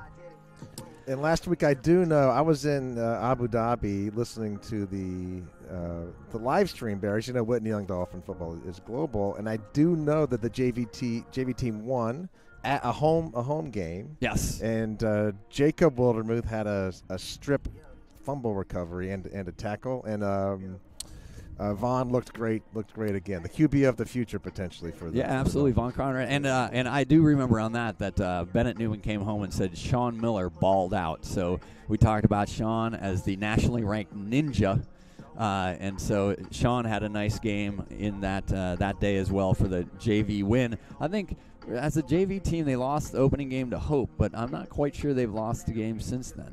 They've won the rest. Yeah, so nice job, nice future nice in job place by for the Dolphins. Coach O.D. Soccer, I know that there's a big game going on right now, and I don't have any updates, but I'll give you the lead up to that. So it's, Whitney Young had a tall order this week with games against two ranked state opponents. They began with number 4 ranked New Trier last Saturday. Coach Mosca put in a new scheme against the Trevians and it worked to perfection. They played a patient game and did not deploy their high man pressure. This allowed them to pack the midfield and wait for their chance to counter. The game was back and forth with both teams having chances. With less than 2 minutes to play, New Trier had a corner kick that they converted just past the outstretched hands of goalie Dylan Zade. Dylan was the man of the match and has been playing great in goal for Young. With a loss, the game gave them confidence going into their city quarterfinal showdown against Lane, who knocked out the Dolphins last season. The game was even at half, and Young came out and dominated the second half, controlling the pressure. Lane would find the back of the net, but the goal was negated due to an obvious Lane Tech offsides. So the game ended 0-0, moved to penalty kicks. Junior keeper Tom Lyons came into the game, relieving another strong performance from Dylan Zade. Young's first 4 kicks by Petrulis, Henley, Antashevitz, and Hockman were successful. Coach Mosca calling Lyons a lunatic in goal to the press after the game was accurate, as his pre-kick routine of jumping jacks and muttering to himself proved successful as the Lane kicker sent the playing player sent the kick high. Senior captain Reese Kruschke, I think Reese Kruschke, calmly hit the 5th kick into the back of the net, setting off the celebration. Whitney Young will move on to the city semifinals, which is going on right now, so second time in 3 years playing against Taft, I think over at Winnemac Stadium. So the week was capped with a senior night victory against Schurz with all the senior lineup, including goalkeeper Jack Springer, and Dylan Zade getting minutes in the field. Good luck to the Dolphins. Absolutely. So hopefully if somebody is out there that knows a soccer score, send that our way. Flag football on bye this week because they were conference champs on their side of it. So my fantasy quarterback, Sonali Angus, on bye, which had me scrambling, had me working the waiver wire and trying to work some trades. But Nina Lloyd, Kennedy Glover, Gabby Godinez, that defense that's been strong all year. Sonali at quarterback, Abby Plotchka, Dee Dudley, Marcella Matalana, all on offense. So the Dolphins get back to play second round in the Sweet 16. They will play the winner of Ogden and Carver Military Academy on October 11th. Boys golf, Henry Ryland advancing to state. I think that's going on this weekend. So he had a 1 under par 73 to qualify at state out of the sectionals. Girls golf, I mentioned 3-time champions, 3-time city champions. They sent 3 qualifiers to sectionals. No one advanced to state, but a strong showing by the Dolphins all season. Isabel Rosewat, Araya Chang, and Mackenzie Trovero all qualified for sectionals. I know we have volleyball beginning city championships, girls tennis. They came out of conference play undefeated. They'll be starting city championships as well. Sonali Angus, who was on bye as a flag football quarterback, of course, contributed to the tennis team during the week, as she always does. Got some stats here as the teams. Coach Finger's still talking to the Dolphins down in the end zone. Lane starting to warm up here at midfield. So Brian gave me a little caveat here because he was stuck in traffic and late. Looks like Clark dominating the time of possession game. Again, they're taking a lot of time on the field. So they had 12 minutes, 15 seconds time of possession. Whitney Young was 7 minutes. First down, Whitney Young, 5. Clark with 3. Total yards, Whitney Young, 92 yards. 41 of those through the air, 45 on the ground. Newman, 3 of 8, 41 yards. Newman not going to be happy with that pick at the end of halftime, which was not Quinn Duhan's fault at all, but kind of bounced around as one of the as we talk about, the football gods took one away from him there. We'll take one back in the second half. Yep. So Clayton, 3 rushes, 37 yards. Newman with the touchdown run. Jolich, 2 rushes, 10 yards. Warner for a carry, -2. Duhan with those 2 catches. The one big-time 4th down catch kept that touchdown drive alive. So Duhan, 2 catches, 27 yards. Rankin with that inside pitch catch for 14. So I'm sure that in addition to establishing the run in the second half, I'm sure that the Whitney Young Dolphins will also try to look to get the ball to Anthony Hood. So maybe even see Hood motioning into the backfield and trying to get the ball in his hands on some runs, because Anthony Hood needs to be involved in the offense. Anthony Hood, 23 career touchdowns. Touchdown in his first game as a freshman, touchdown in 5 straight games this year. So we'll see if Newman can get Hood the ball through the passing game, or if they concoct some other creative ways to get the ball in number 3's hands here in the second half. Defense playing a good job, doing a good job right now. Gave up the one long pass that was well defensed. Otherwise, the D-line doing a good job getting some stops. The Clayton turnover, again, a nice long run by him. He got met hard at the 25 in Eagles territory. So off the top of my head, so the 4 drives for the Dolphins, and 2 of those ended up in turnovers in the first half. That's right, Barry. A touchdown, punt, fumble, then interception. And to your point, we're not going to get that many possessions. Last half had 3 in a tiny one. So it'd be nice to get some points on the board on this first drive. Yep. Oh, yeah. So now I had a chance to take a look at the live stream. So thank you, Ethan. You did point out, and D.L. Harrington also pointed out that we put it on wrong. I apologize for that. This is like I'm a little bit in information overload here, everyone. So it looks like we're scanning the crowd over at the Dolphins fans. I heard some cowbell a couple times. Let's keep it going. Gotta have a lot of cowbell out here. We need more. I'm joined by 2 hooligans next to me. Todd Vorpal making the trip in from Des Moines, Iowa. Mike McQueen making the trip in from St. Louis, Missouri. My 2 closest friends in the world, guys I went to high school with, Random Lake High School. We were sharing some stories, some football stories this morning. Todd's giving me I may or may not have been flagged for an unnecessary roughness call at one point in my career. Todd seems to recall that the referee said I was giving the guy the business. I was trying to force a fumble, right? And so it just looked like I was punching the guy in the back. And maybe after the first time that the ball didn't come loose, maybe there were a couple that were aimed more at his kidneys than the ball. But that was my younger days. I was a little feistier back then. Now I'm sort of old and mellow. as everybody knows, right, on these calls, and I'm pretty just chilled out. Is there a video of that you may? I think that was before video. Okay, I mean, before. maybe like a reel-to-reel, like an old black and white, like a little Charlie Chaplin film or something like that. Maybe. No, I don't. I think all those things disappeared with the dinosaurs. So Clark getting ready to kick off. Dolphins will be returning the kick.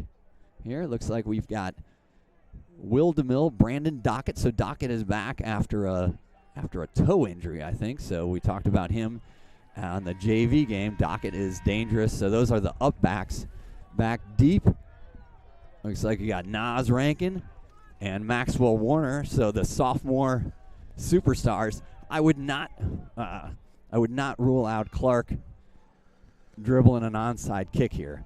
I mean, just given they're in this game at 6-0, and they're going to look to maximize possessions as well. So deep to receive Rankin and Maxwell Warner, but we will keep our eyes peeled to make sure. So an up kick to Maxwell Warner, he picks it up. He still had his knee on the ground. So Warner didn't field it cleanly, and then in picking it up while he was doing it, had a knee down on the ground. So the play blown dead at the 25-yard line.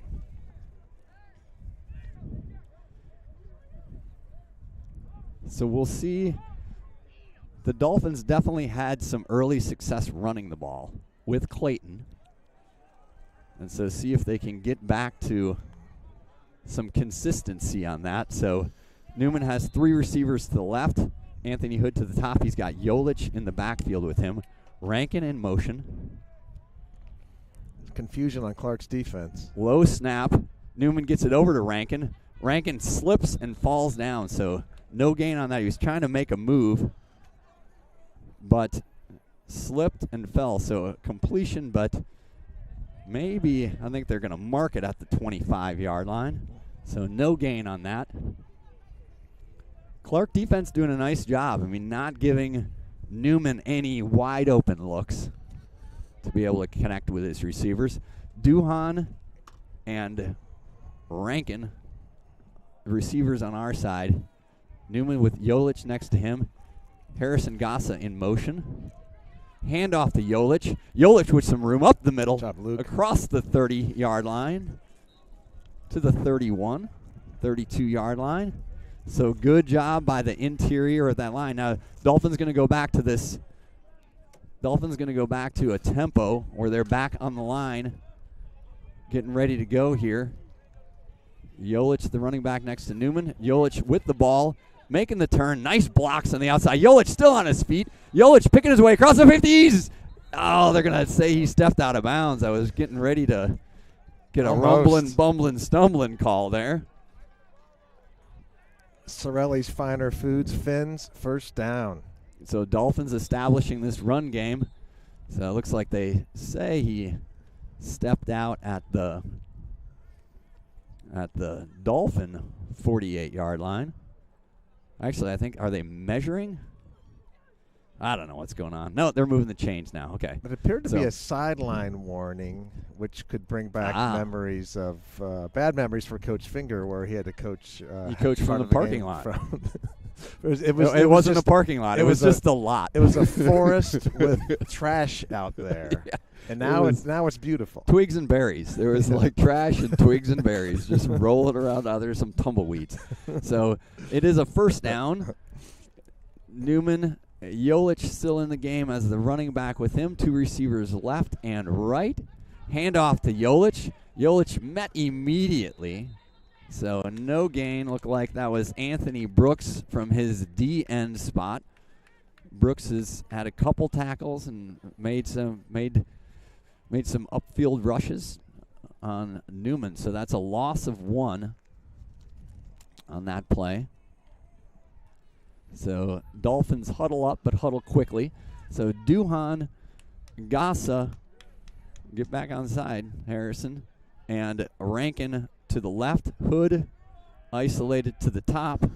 Newman back to pass, looking to pass. He overshoots Rankin and almost picked off by number 7, Michael Henderson. Newman's been high on some balls today. We got an eagle down. Yep, eagle down in the middle of the field. That's number 17, Marquise Hightower, coming off. So that's going to bring up third and long. So Hightower was walking off, but now he's back down, and the trainers are taking a look at him. So yeah, we've seen this Dolphin offense click the last few weeks, but they're struggling a little bit right now. Getting some runs going, passing game, struggling to get some completions here, and move it downfield. If I look, I know that I'd mentioned Newman has been over 100 yards in every game passing so far this year. 152 yards against Hope, 123 against Perspectives. Morgan Park, total of 143 yards passing. That was both Hood and Newman. Hood running out of the Wildcat, but had a nice reception, or nice pass to Will the Thrill DeMille in that game. Curie, they rolled up 234 yards. Westinghouse, 209. And last week against Hyde Park, 183. So they've been able to pass the ball for most of the year, but today struggling a little bit.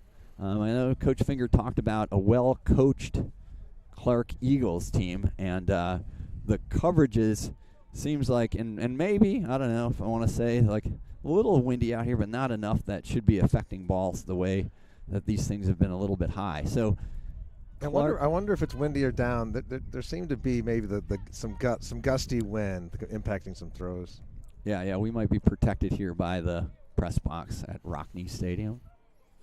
So this is we got a lot of time to fill. I don't know what's going on. So it looks like, are they marching off a penalty? I'm not quite sure what that, I don't know what that signal was, but there was a penalty marked off, a significant penalty. 15-yard penalty. Marked off. I don't know if, again, that goes back to the sideline warning and there was something else, but now you got so I don't know if it's a second down, some type of call. So we're going to call it second down because the Eagles accepted that penalty. So the Dolphins have to get all the way out to their 48-yard line to convert a first down. So second and long, 2 receivers to the top. Rankin in motion now, so 3 to the left. Hood alone to his right. Newman looking to Hood. Hood with the ball with a nice block. Nice. Hood across first down territory, across the 50-yard line. So there's getting the ball to your playmaker, Anthony Hood. So good play call by Boucher. Nice downfield block on that side. I didn't catch who that was, but a really nice job of springing Hood free for the first down on that. I think we're still at third now because of the massive penalty. Oh, was I getting? No, I think. Oh, okay, yeah. So thanks, Jack. You corrected me. So we have to get all the way to the 42-yard line. So I got fired up there. It was a nice gainer. I can get fired up for that, right? Well, it was so a third and 8, there we go. And Newman got him on the hard count Nice. again. Yeah, I think that was a 40-yard penalty of some sort where we didn't know what the signal was either. Yeah. It was. This was a signal. Like hands were in the middle like this. I don't know what it was, but Newman gets him 5 back there on his. Is that a second hard count? Let's see if he tries to do it again. Fool me once. Shame on you. Fool me. It's beautiful. Don't get fooled again. So third down. Need to get to the 42 for a first down. Harrison Gassa in motion to the right. Handoff. Yolich with a first down. Nice job up the middle. So Luke just put his foot down. First down, Ran behind his skilled offensive line. So Dolphins go back. They want to touch the ball as much as they can in this game. So they're going back on the line. Duhan, Rankin, Gassa, receivers to the right. Hood on his own to the left. Newman handoff to Yolich. Yolich running up strong. The middle, just hammering behind Nick Dale at center. Opadelli and Cepeda, the guards on the inside of that offensive line. They're wearing on the Eagles right now. Sorelli's Finn's first down. Good job. see if they want to go play action off of this now that they've got the Eagles kind of cued in on those runs. Jolich gets the handoff from Newman. Jolich looking to the outside. He's got some blockers, out of bounds after a gain of about 7. So nice job again by Jolich and that offensive line. And I'm sure Anthony Hood on the run blocks down there as well. Anthony does not mind putting a shoulder into somebody. So I think it's 2nd down and short. Newman looking deep to Hood. Hood, touchdown! Wow. That was a heck of a throw. Great throw. Into double coverage. That's your man, Anthony Hood. And that's your man, Bennett Newman, delivering a perfect ball. Anthony Hood with the touchdown. Nice job, Dolphins. Beautiful pass. Put together a great job. Hood with the big pickup, and then Jolich getting it done on the ground. So now I think there's a penalty on, I think, a sideline warning. It looks like they were signaling against the Dolphins. We'll have to see if this was a post-possession or what. Well, we'll never know. We will never know. We will just be making things up. There's lots of arms being waved, but the ball is spotted at 2. I wonder if it'll be something. We'll have to watch if it's marked off on the kickoff. So Dolphins going to go for 2 on this. Newman coming in with the play. They've tried a couple of those backside throws on the 2-point possession that have not worked out. You got Hood alone to the left, 3 receivers on the right. Now they're going to the duck. They're going to the duck formation. So 3 receivers and Clayton all out on the right-hand side, putting Hood on his own to the right. Pass over to Clayton. That does not work. I mean, it was completed, but 2-point conversion is no good for Whitney. it was a modified duck. Michelle Clark 0, Whitney Young. Modified duck that sort of quacked. I think it did quack. Very. Nice drive, over 5-minute drive. Marched the ball down the field. Just a great touchdown. Throw and catch. Yeah, that'll be something for the huddle tape for both of those guys. For sure. Anthony Hood is a guy that will definitely be playing at the next level. He's been dominant. So his 24th touchdown as a Dolphin. Newman Newman catching up. Now, the quarterbacks have advantages on this. It's a little easier for them. But Newman with his rushing touchdown and a passing touchdown gives him 22 for his Dolphins career, which is exactly 20 more than I scored in my high school career. I've got my friends next to me. I scored these are not glory days here at all. I scored a touchdown on the last play of a game when I think we were losing by about 28.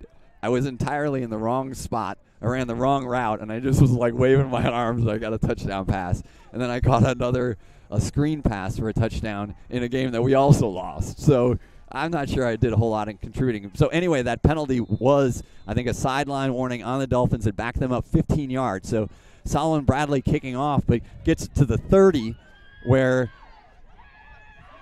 good job downfield. Again, Rayton Scotemere, and I think that was Devander Shoemaker, did a really nice job because kicking from the 25, the Clark player took it from the 30 and only got it out to around the 40-yard line, I think is where they're going to, we'll see where they spot it. Looks like it's spotted at the 38-yard line. So nice job, Scotemere and Shoemaker getting down there in a hurry and laying a lick on the Eagle returner. So we'll see. The Eagles have had some opportunities. There have been some passes that were well defended by the Dolphins. So the freshman quarterback, Thomas Dobbins, looking good out here. He's got his man Spivey right behind him, number 24. Full house backfield. Dobbins under center. Handoff on the outside.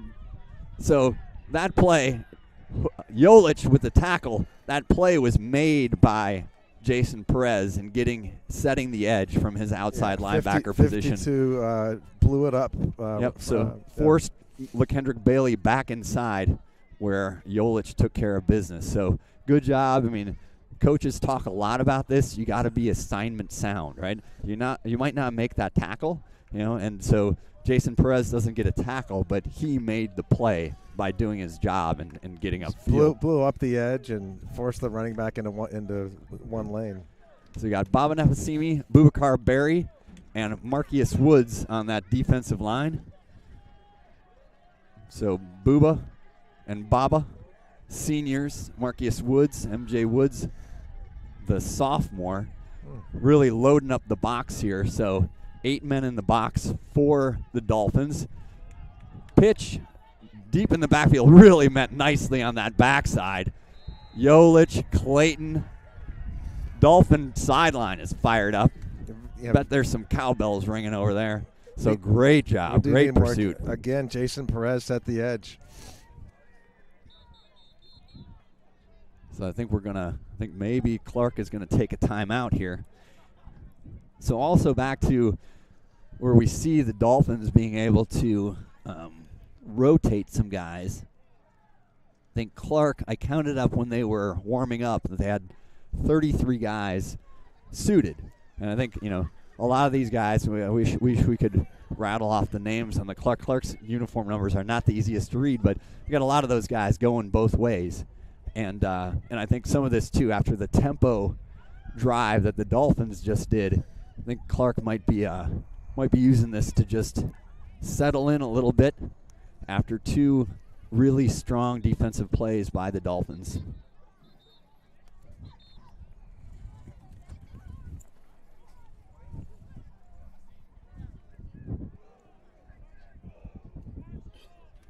All right, so 3rd and 12. Yeah, given the pace of the game, this is still the 3rd quarter, but I think an important, very important play for the Eagles.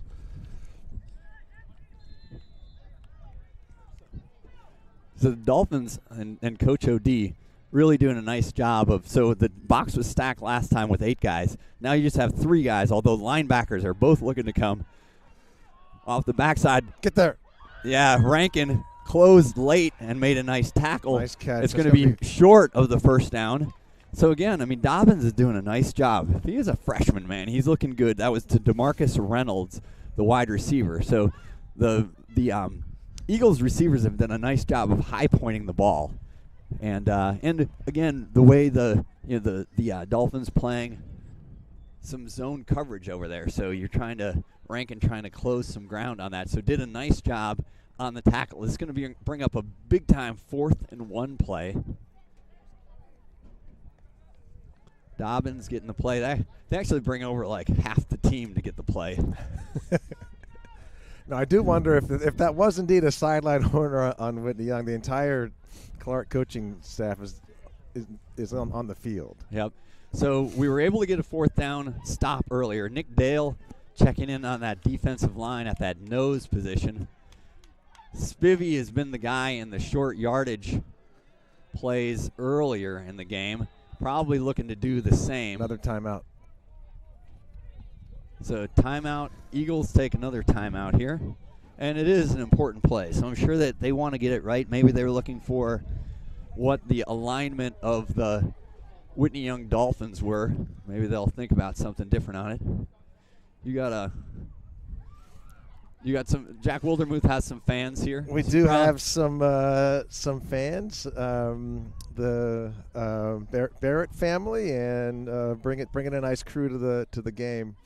Some maybe an Amundsen dad scouting us out for the playoffs. Oh, okay, all right. Well, I'd love to face Amundsen. I mean, I'd love to get to the playoffs. Right. So if we get to the playoffs, I don't care who we face. All right, we can face let's face the Chicago Bears, although they can't make the playoffs. Let me try to think of a team that can actually make the playoffs. I'll face anybody, but Amundsen is a really interesting. It's an interesting team. I mean, they run sort of the lane offense. And they're putting together a nice season. And you never quite know these teams that have played at the lower divisions of Chicago Public League. When they get elevated, what are you going to see? And Amundsen has shown that they deserve to be in the red division.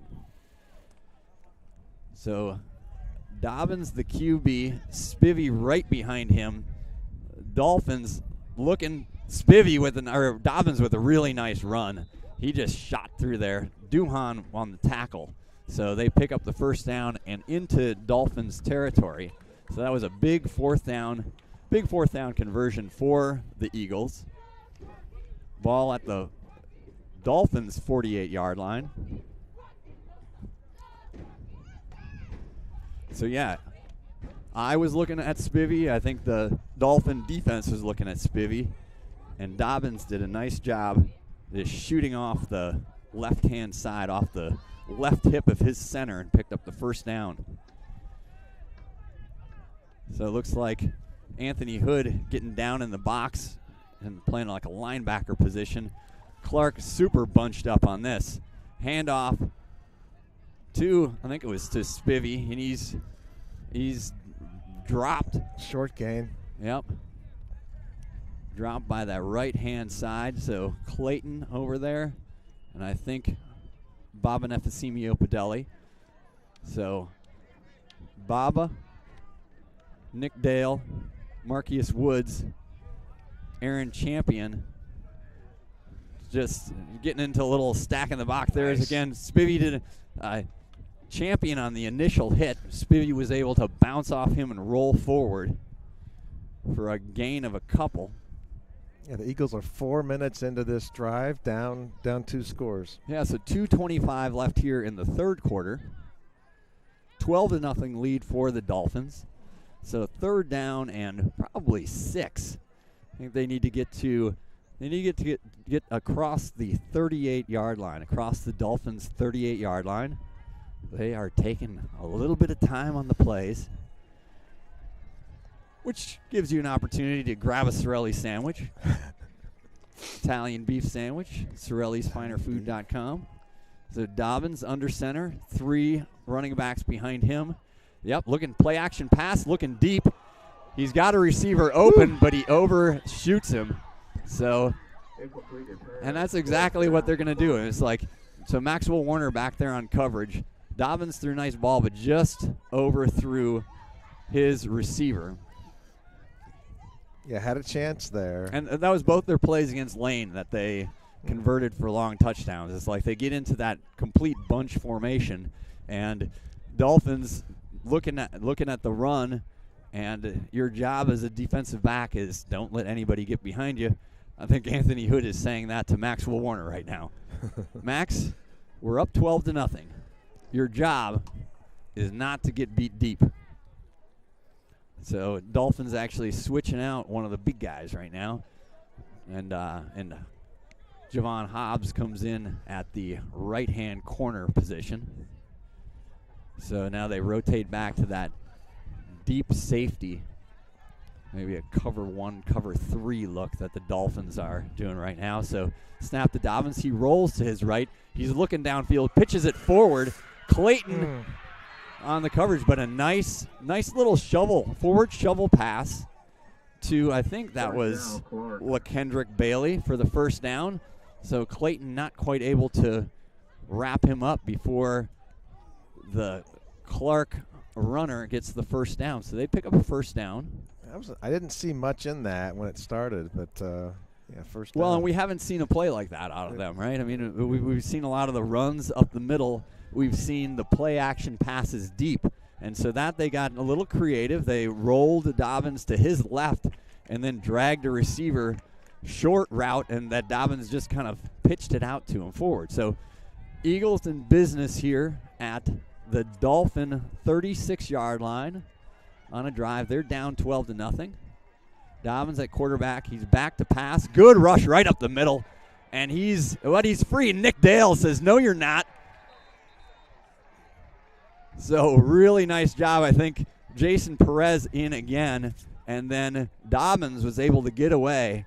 And Nick Dale said, not on my watch. Nice play. Also a hold on Clark. So I'm much happier that we are not talking about penalties tonight. And really, that Westinghouse game was the aberration. I mean, I look back, and the Dolphins have not been penalized very much at all. And this game has been relatively clean. A couple mystery calls that we didn't know what was going on. So Coach Finger getting the information right now. So a hold would send it back 10 yards. I think that was a first down play after the nice shovel pass that Dobbins connected on the previous play. So holding is declined. So with the loss of yardage on the sack, Coach Finger says, give me second down. Give me those yards that my defensive line picked up for us. So Clark now picking up the pace a little bit on the line. So Clark, let's get the clock running here. And Clark going to their spread formation. So they're able to do this, right? So two receivers to the right, motion man, inside handoff. And he's got some blockers in front of him. Nice job of closing it down. Hood, Duhan, and Yolich on that tackle.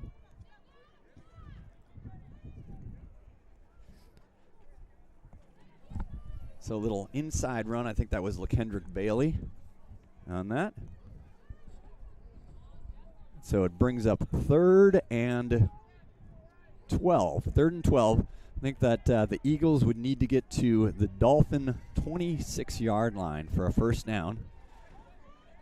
So Dobbins with Spivey next to him. 3 receivers, trips to the right, 1 receiver to the left. See if the Dolphins can get some pressure. That keeper by the quarterback, nice Clayton. Tackle. Joseph. Couple times a game, man. I don't even need to look for a number. When I see a streak shot out of a cannon, pretty much know that that's Joseph Clayton coming in, cleaning up on that tackle. So Dobbins, and again, this Clark playbook, they're showing a lot on the offensive side. So that they brought a man in motion, trying to get all of the blockers on this short side of the field. And the Dolphins did a nice job with Clayton, which he does so well. Like, his vision is awesome. I mean, I was trying to look for a better word than that. Precise. Impeccable. But he's able to find those gaps and shoot those, and made a really nice tackle on Dobbins, which is going to bring up, I think it brings up 4th down, right? What it does bring up is fourth quarter. Fourth quarter and 4th down. You're right about Joseph Clayton. He stays so low to the ground. He's so focused, and it's another great tackle.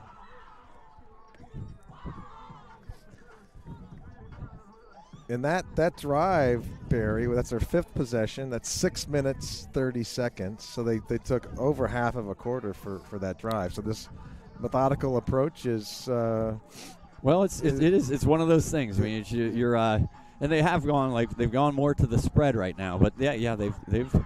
I mean, Clark is and we saw it last year, and I think they finished with a 4-5 record. I mean, Coach Finger has a lot of respect for this program, and again, you know, it's like we try to look at scores and try to think what's going on. But yeah, last year. They had a nice season, finished 4-4 overall. So I had some, big win against us, big win, beat Brooks, beat King, also beat Curie. So this will bring up 4th down, again 4th and about 12 yards. Things are just taking a while. Coach is out on the field. So Coach Kevin Simmons. Simmons is in his 13th year with Clark Eagles. He's got 54 wins to his name. So Coach Simmons been around and put together some nice programs. We got some whistles, and we're trying to figure some things out. Maybe referees getting together here. Simmons he's asking something. We got a couple Clark coaches on the field. We got some referees talking to each other. We got some Random Lake guys talking to each other over here, trying to figure out what's going on. Yeah, they don't have any idea what's going on. If you know anything about Mike McQueen and Todd Vorpal, you know that these are two of the These are two class guys right up here. No, they're in town. I haven't seen these guys in a while, so awesome to have them at the game. Awesome to have Dolphin fans at the game. I'm just trying to fill time because I don't know what's going on right now. No, I think we got another refereeing crew that came in from somewhere else. They're putting in their post game Italian beef order. I think there's a lawsuit. There's so we got the lawyers in, we've got the consultants in. They're consulting New York. Yep, they're on the headset to New York. They're debating do you still call that the Willis Tower or do you call it the Sears Tower? That's what they're resolving. They are. They're looking in that direction. Definitely looking in that direction of the Willis Tower. Yep. Thanks, Remy. Remy's giving us a look at the Sears Tower. Sears Tower, Willis Tower. Sears Tower, Willis Tower. They're talking to Coach Finger about something. Coach Finger trying to read from his body language if he likes what's going on or not. What is going on? Well, we do know some Dolphin alumni are out there listening in. We're down in Bloomington, Indiana, the Godfather's kid, Pat McHale. My son, class of 22, Josh Wildermuth. I also hear Shelby Jacobson up at University of Wisconsin. She is in the softball team up there. Sam Wyatt out playing at Pomona, and Tommy B at Wayne State. Yeah, I shout out the 22 kids whenever I can, Barry. Yeah, absolutely you should. And we talked about it last week. Tyson Hayes, not playing tonight, injured, but picked up an offer from Pomona. So excited to see. Talked about the Sage Hens. Nice. So Tyson, well done. I hope you're tuned in tonight. We miss you out here, man. We hope to see you again soon. This conversation is still going on, which who knows what is happening. It does feel like the yeah. Any idea, Brian? I got the play-by-play. They're moving the goalpost for the first down mark. They're moving the first down mark. Did they think it was misspotted? That makes sense. Well, they didn't. At the end of the quarter, maybe they got the yards wrong. Well,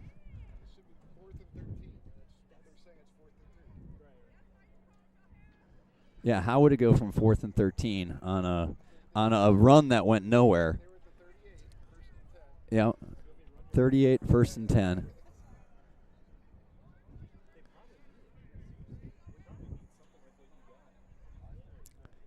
Well, I don't know. So it's a beautiful Saturday night anyway. Barry, some good college football action today. A lot of good football everywhere. Yeah, I think I haven't checked in on scores. I know that Northwestern was leading in their homecoming game over Howard. I saw that they got the win. All right, and the win. Iowa beat Purdue in a rock fight.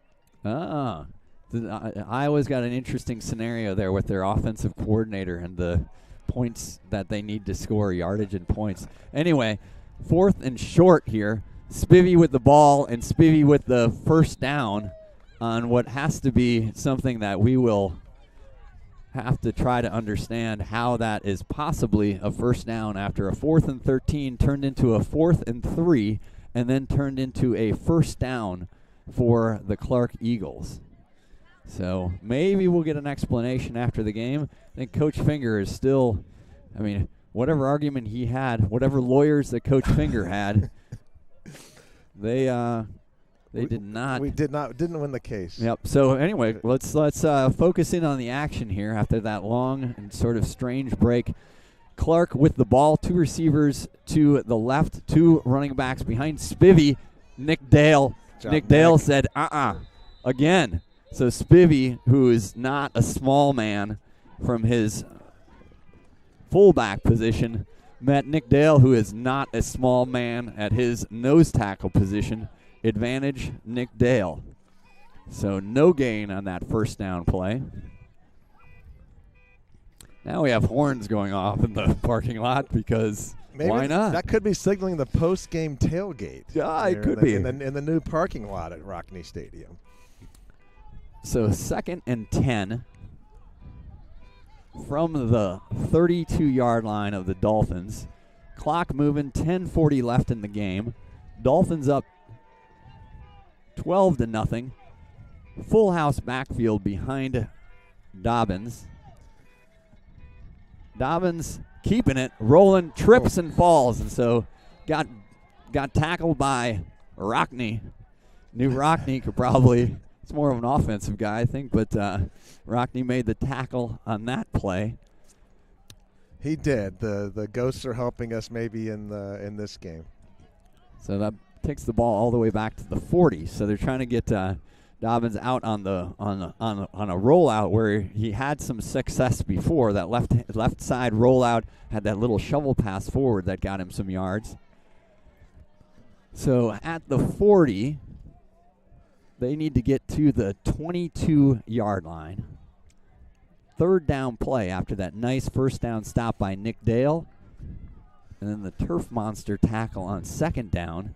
So I think Clark is then going to roll back to their spread formation. 2 receivers to the top, 2 to the bottom, to the left, to the right.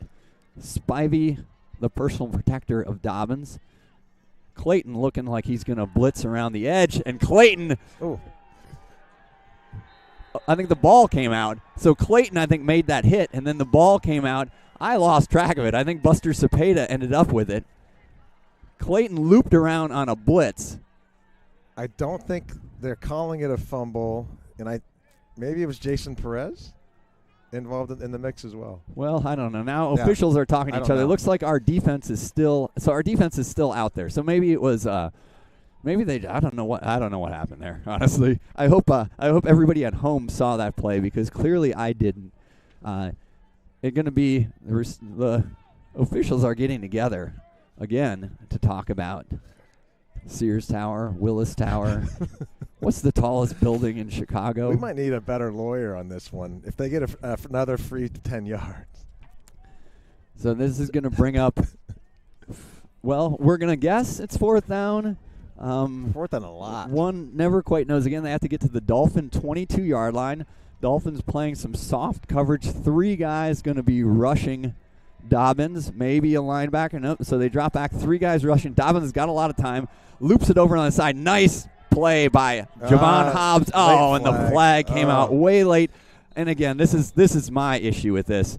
Not from the official that was right in front of it, looking right at it, but from the back judge who was 35 yards away from the play. And he makes that call even though there's a referee right in front of the play who didn't make the call. So, I mean, it was close. I thought Javon did a nice job of not getting his hands on me. I think he got his hands on the backside, but it did a nice job of getting his hand in front and making the deflection.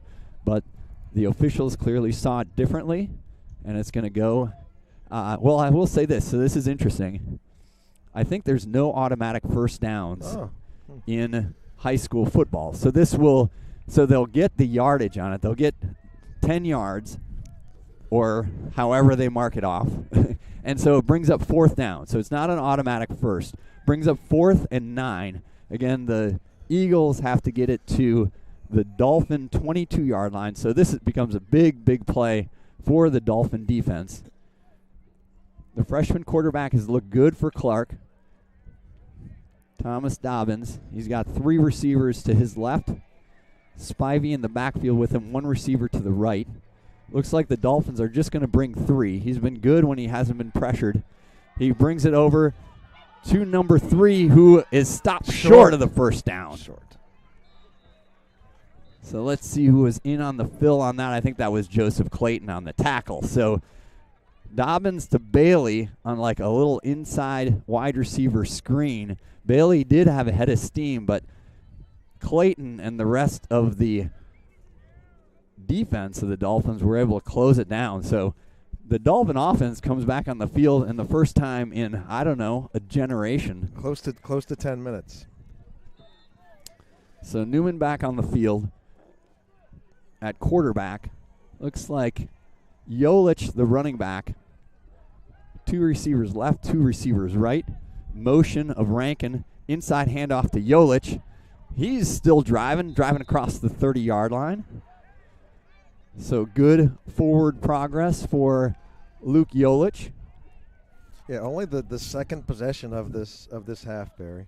So Dolphins, even though going with the tempo again, So Harrison Gossa lined up tight, wide receiver, Jolich next to Newman. Newman handoff to Jolich. Jolich trying to get outside. He keeps his feet. There's going to be maybe probably a holding call where that flag came out. So didn't I compliment the referees just a little while ago? You did. You did. Silly me. So holding against the Dolphins. So that'll back them up 10 yards. It'll be a replay of second down. 7:19. So Dolphins are trying to get their foot back on the gas pedal here on the offense. So last possession, which was back when I was much younger, before I had my ARP card, a Newman pass to Hood for the touchdown. Looks like the Eagles declined that penalty. I think they declined the penalty. I don't know why you would decline a holding penalty.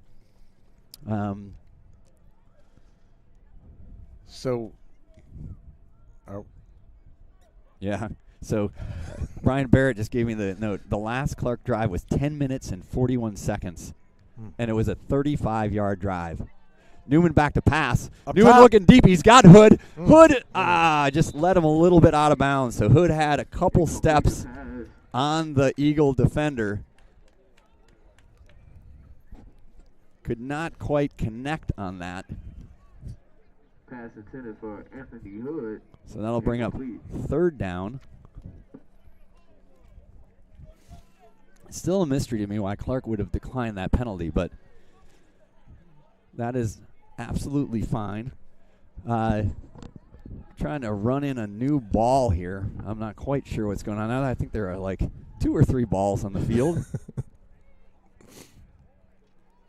Trying to get that worked out for the Dolphins. I know that sometimes, so the Dolphins have their own footballs, and Newman has told me certain referees don't like to let them use their own footballs. So last week at Hyde Park, they just kept forcing them to use the Hyde Park footballs.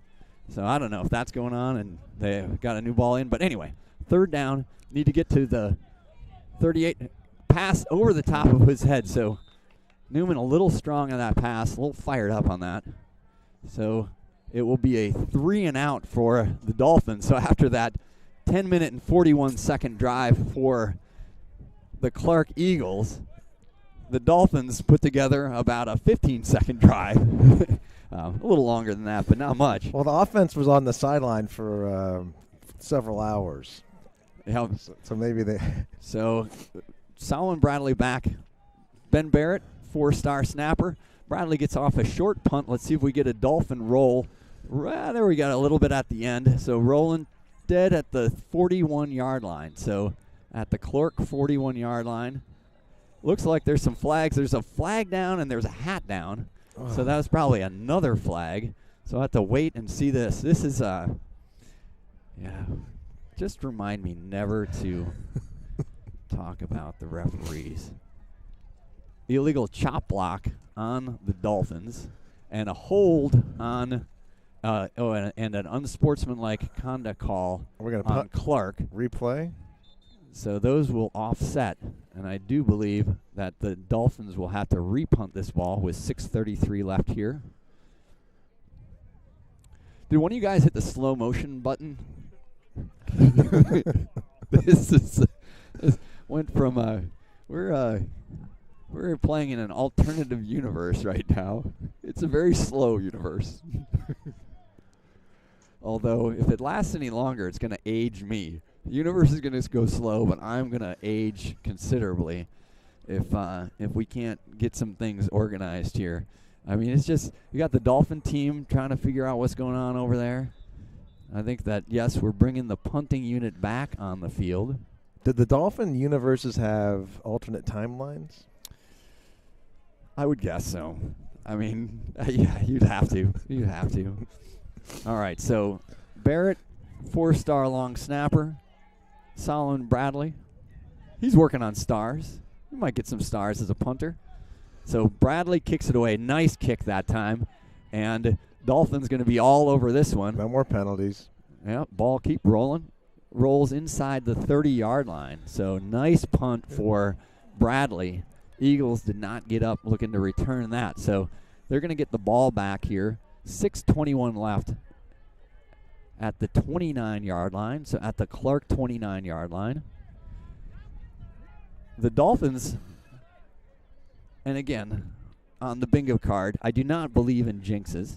The Dolphins looking for back-to-back shutouts here. Shutout over Hyde Park last week with a 41-0 win. Today, up 12-0. So if you're just joining us, Bennett Newman with a 1-yard touchdown run on the Dolphins' first drive of the day, and then Newman hooking up to Anthony Hood on a beautiful pass in the second half. Dolphin defense giving up some yards, but doing a nice job of keeping Clark off the board. Clark kind of alternating between a spread offense, which they're in now. Dobbins looking deep, right into the hands of Luke Yolich.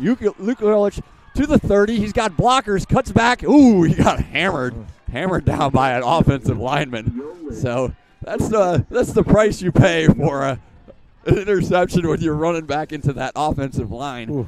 But hey, at the end of the day, it's a turnover.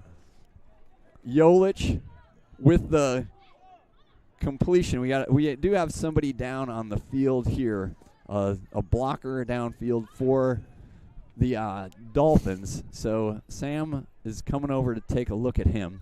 We'll see who that is. But good job, Yolich back in that zone coverage in his linebacker position. Got a good drop on that, and Dobbins did not get over the top of his head.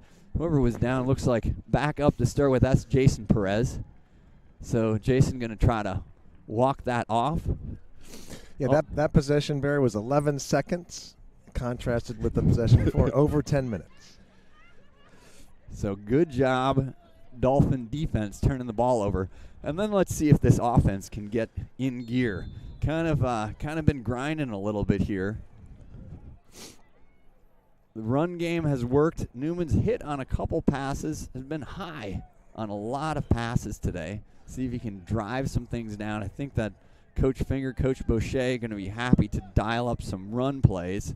So that's a little pitch over to Yolich. Yolich with a nice stiff arm, but then gets wrestled down out of bounds by Spivey.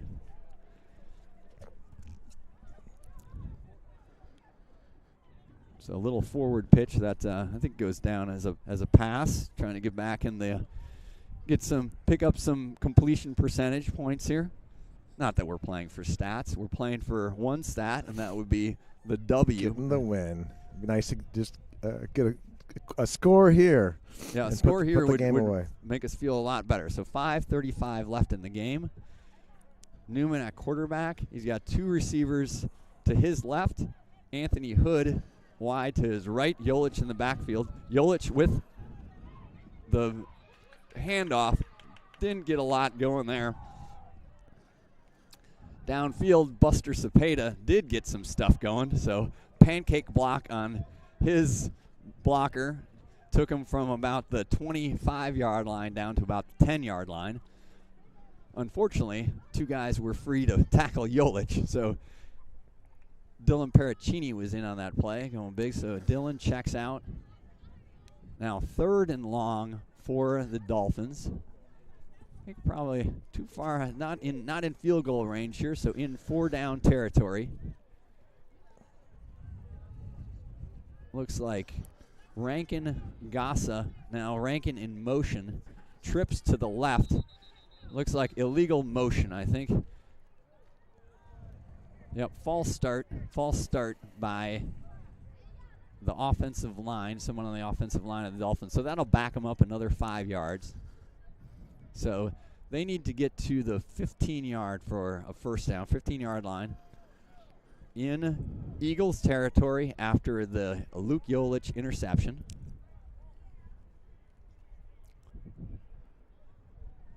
.425 left in the game.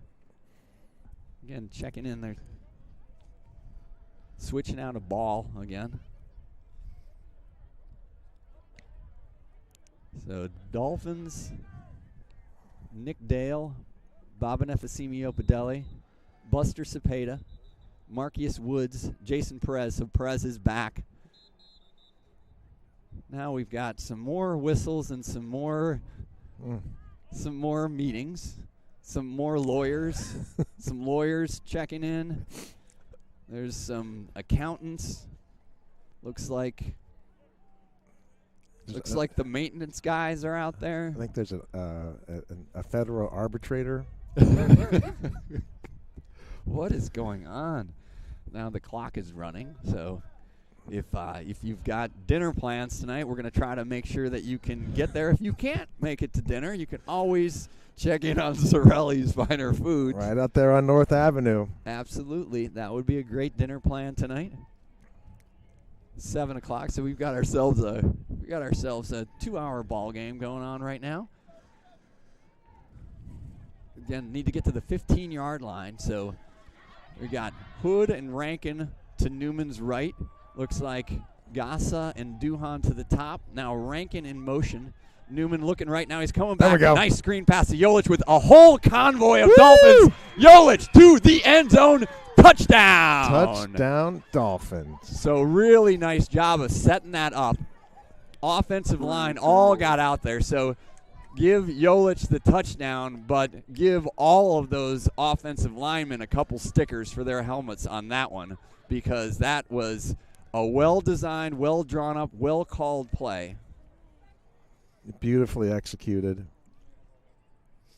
And there was a penalty. Oh, didn't see that flag. Oh, my goodness. They're calling a hole.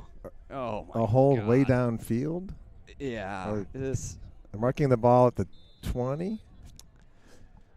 So, yeah, this just is falling apart. I don't know if refereeing. I mean, no, again, maybe there was something there. I mean, there was so much space.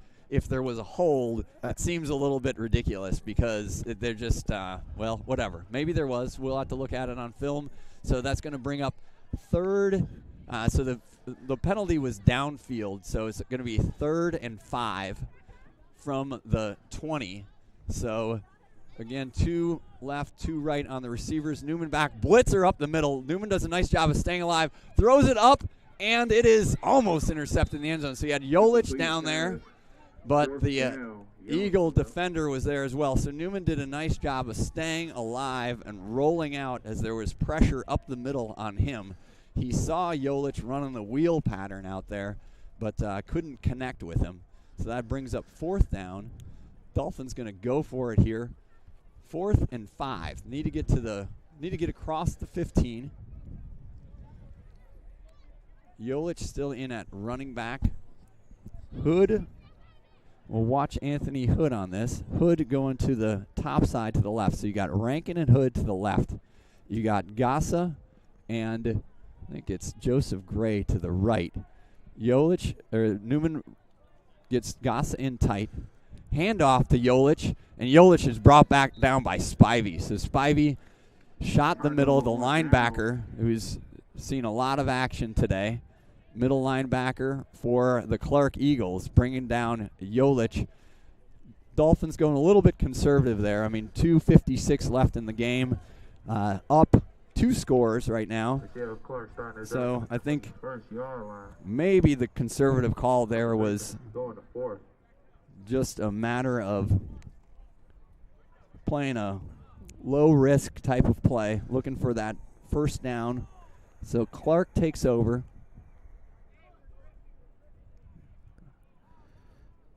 All sorts of strange things, balls flying around, coaches on the field, referees trying to figure out what's going on. That's not going to happen. The second half has been interesting.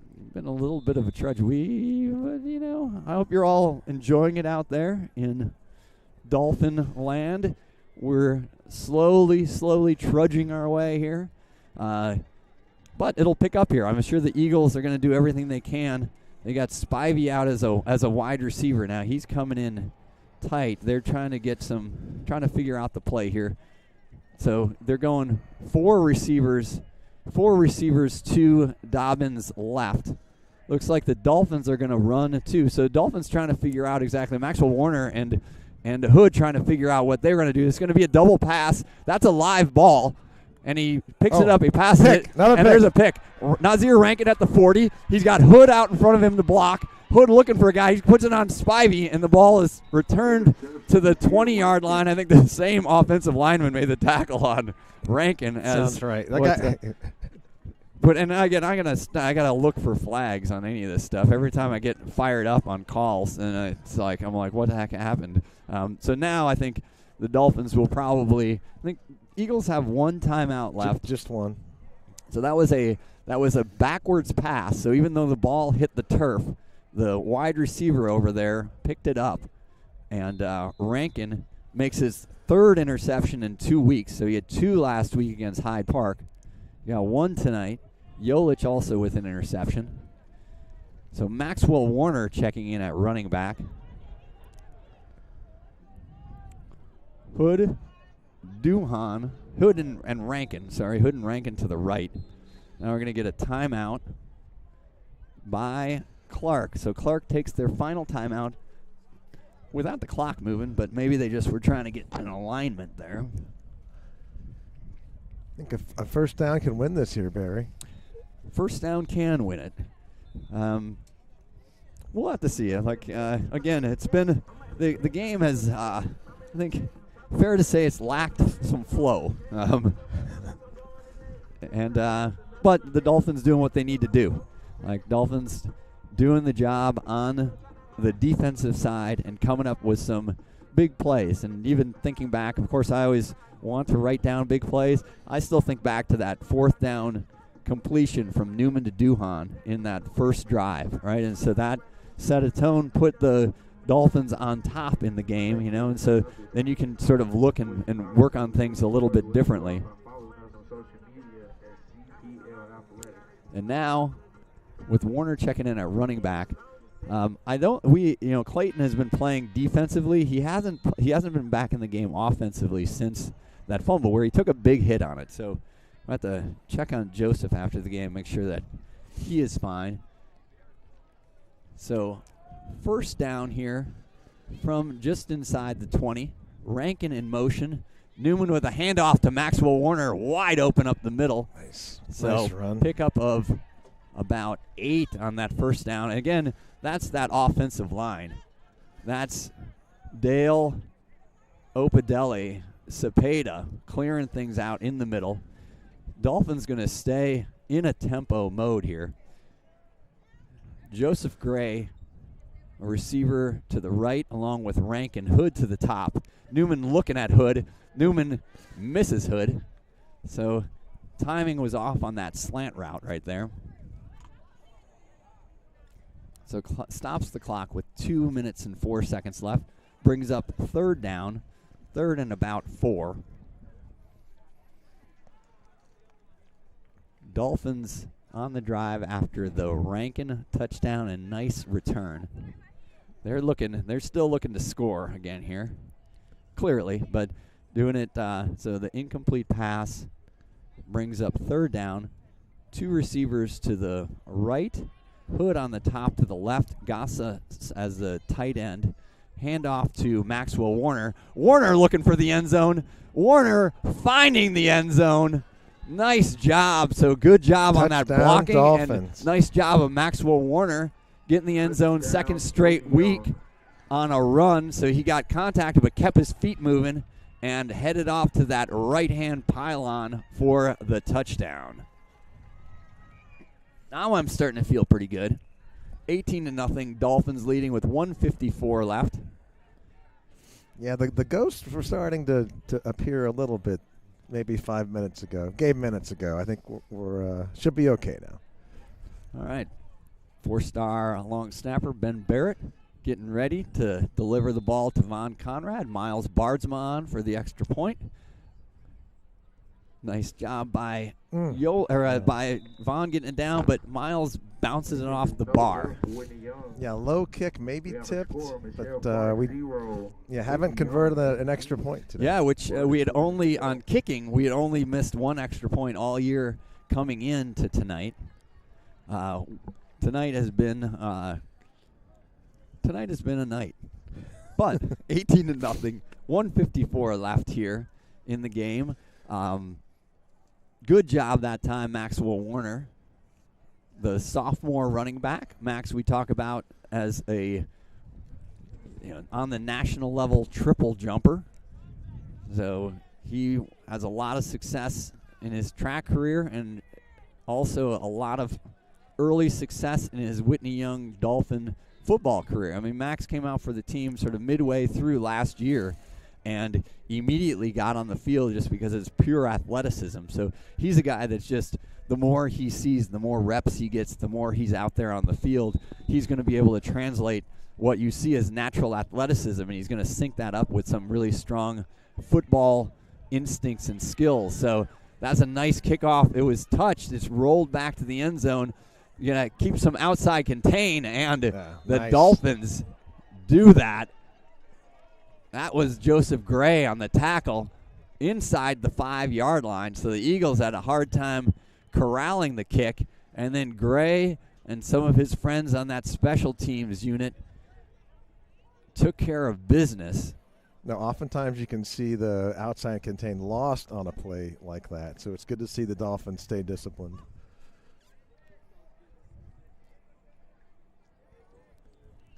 So again, Clark is out. You got the coach out on the field. You got 5 guys getting the play from him. They're trudging slowly back to the huddle. It is fair to say that the Eagles are not soaring right now back to the huddle. It is a trudge.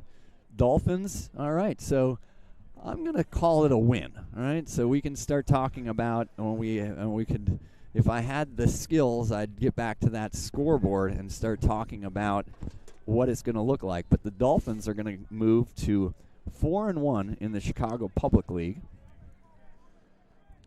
So they will be tied with Amundsen and Simeon at 4-1, and then handoff up the middle. Looks like Clayton and Dale in on the tackle. So Morgan Park and Kenwood, one of those teams lost today. So there will be a 4-way tie for second place. One of those teams, Amundsen, Simeon, and Whitney Young, all at 4-1. Whitney Young traveling to Taft next week. Taft's homecoming game. So that'll be a big game. And, Taft is a great program. In my time connected to the Dolphins program, I haven't seen us beat them. And so it'll be a fun atmosphere.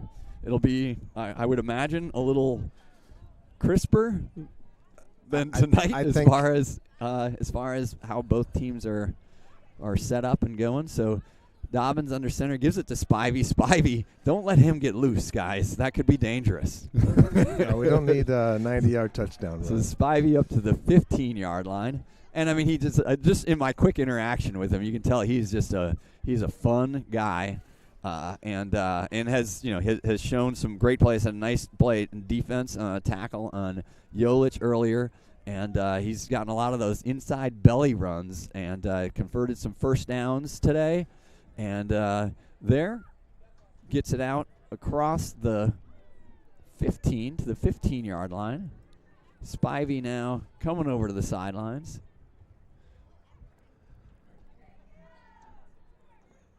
So maybe the last play of the game, Dave. You yep, never know here. 15 seconds, clock winding down. Dobbins getting his guys organized. He's got 2 receivers left and right. Dolphins back. Over his head, he corrals it. But Baba Nefesimi Opedele with the tackle in the end zone, and Dobbins just threw the ball on the ground. I mean, it should be, well, they're gonna. I think they're calling him down at the 1. That certainly looked like it could have been a safety, given where he was in the end zone. But we'll take it. We'll put this one in the book. 18-0. Whitney Young Dolphins over the Clark Eagles. Whitney Young 4-1 in the conference, 5-2 overall. So this is a win they really needed. So also qualified for the state playoffs. So beautiful. Qualified for the state playoffs in 7A. We talk a lot about the city setup because that's really interesting. An interesting opportunity to play for the city championship. Opportunity to try to advance to the Prep Bowl against the Catholic League champion. But hey, I mean, state playoffs, they're qualified. Again, under Coach Dan Finger, they qualified 2 years ago. So Coach Finger in his year. I think it's his 5th year at the helm. He's got 2 state qualifying teams, and really, strong program. We talk a lot. We love this program, the culture that Coach Finger has put in. We talk about the theme family, forget about me, I love you. And Coach Finger talks a lot about that, about how he cares for the kids and how they represent the program, how he represents the program. And again, I love talking to him about he always has a lot of respect for the other coaches in this CPS league. And we talked about Coach Simmons with Clark. I think, what did I say, his 13th year. Kevin Simmons in his 13th year. So Dan Finger is a youngster in real life and as a coach, but for him to keep building this program, and we talked about the JV team and what they've done this year. We talk about this team. We saw the last 3 weeks a lot of I think a lot more. We talk about flow, right? So those last 3 weeks, to Curie. Westinghouse, Hyde Park, this is a tougher opponent, and that's what I could see on film, that Clark, these guys do not hesitate to lay a lick on you, right? And so I think the Clark program, solid win. So again, we'll travel to Taft. The last game of the year, last regular season game of the year is against Bulls Prep. That'll be the homecoming game and senior night. That'll be here at Rockne Friday afternoon. So, again, get your vacation day planned. Plan your out-of-office day on that Friday to make sure that you can take in all of the Dolphin action. October 20th, Friday, 4:15. Yep. Just sailing along. So, Jack, thanks a lot, man. I appreciate you being on the call with me tonight. Always great, Barry. A lot of fun. Remy Vaudel, everybody at home, just keep sending your comment. Remy's he's just locked in on the camera, and I think really elevated what we can do from a live streaming perspective. So a lot of good comments there. Thank you, Remy. Thank you to Mike McQueen and Todd Vorpal for making the trip in for the game tonight. Thank you to Brian Barrett on stats. He battled the traffic to get here. And thank you to Ricky Harris, principal of Whitney Young High School. A lot of great things coming up these next few weeks with the sports teams looking at city championships. Coach Cassidy and the athletic department, and of course head coach Dan Finger and the entire coaching staff. Coach Finger down there right now giving his post-game speech. He's going to get his post-game selfie in that you can catch on social media. And we will catch you all next week, Friday, Taft, at Taft. 7 p.m. kick. Thanks a lot, everybody. 18-0 Dolphins win. Have yourself a great weekend.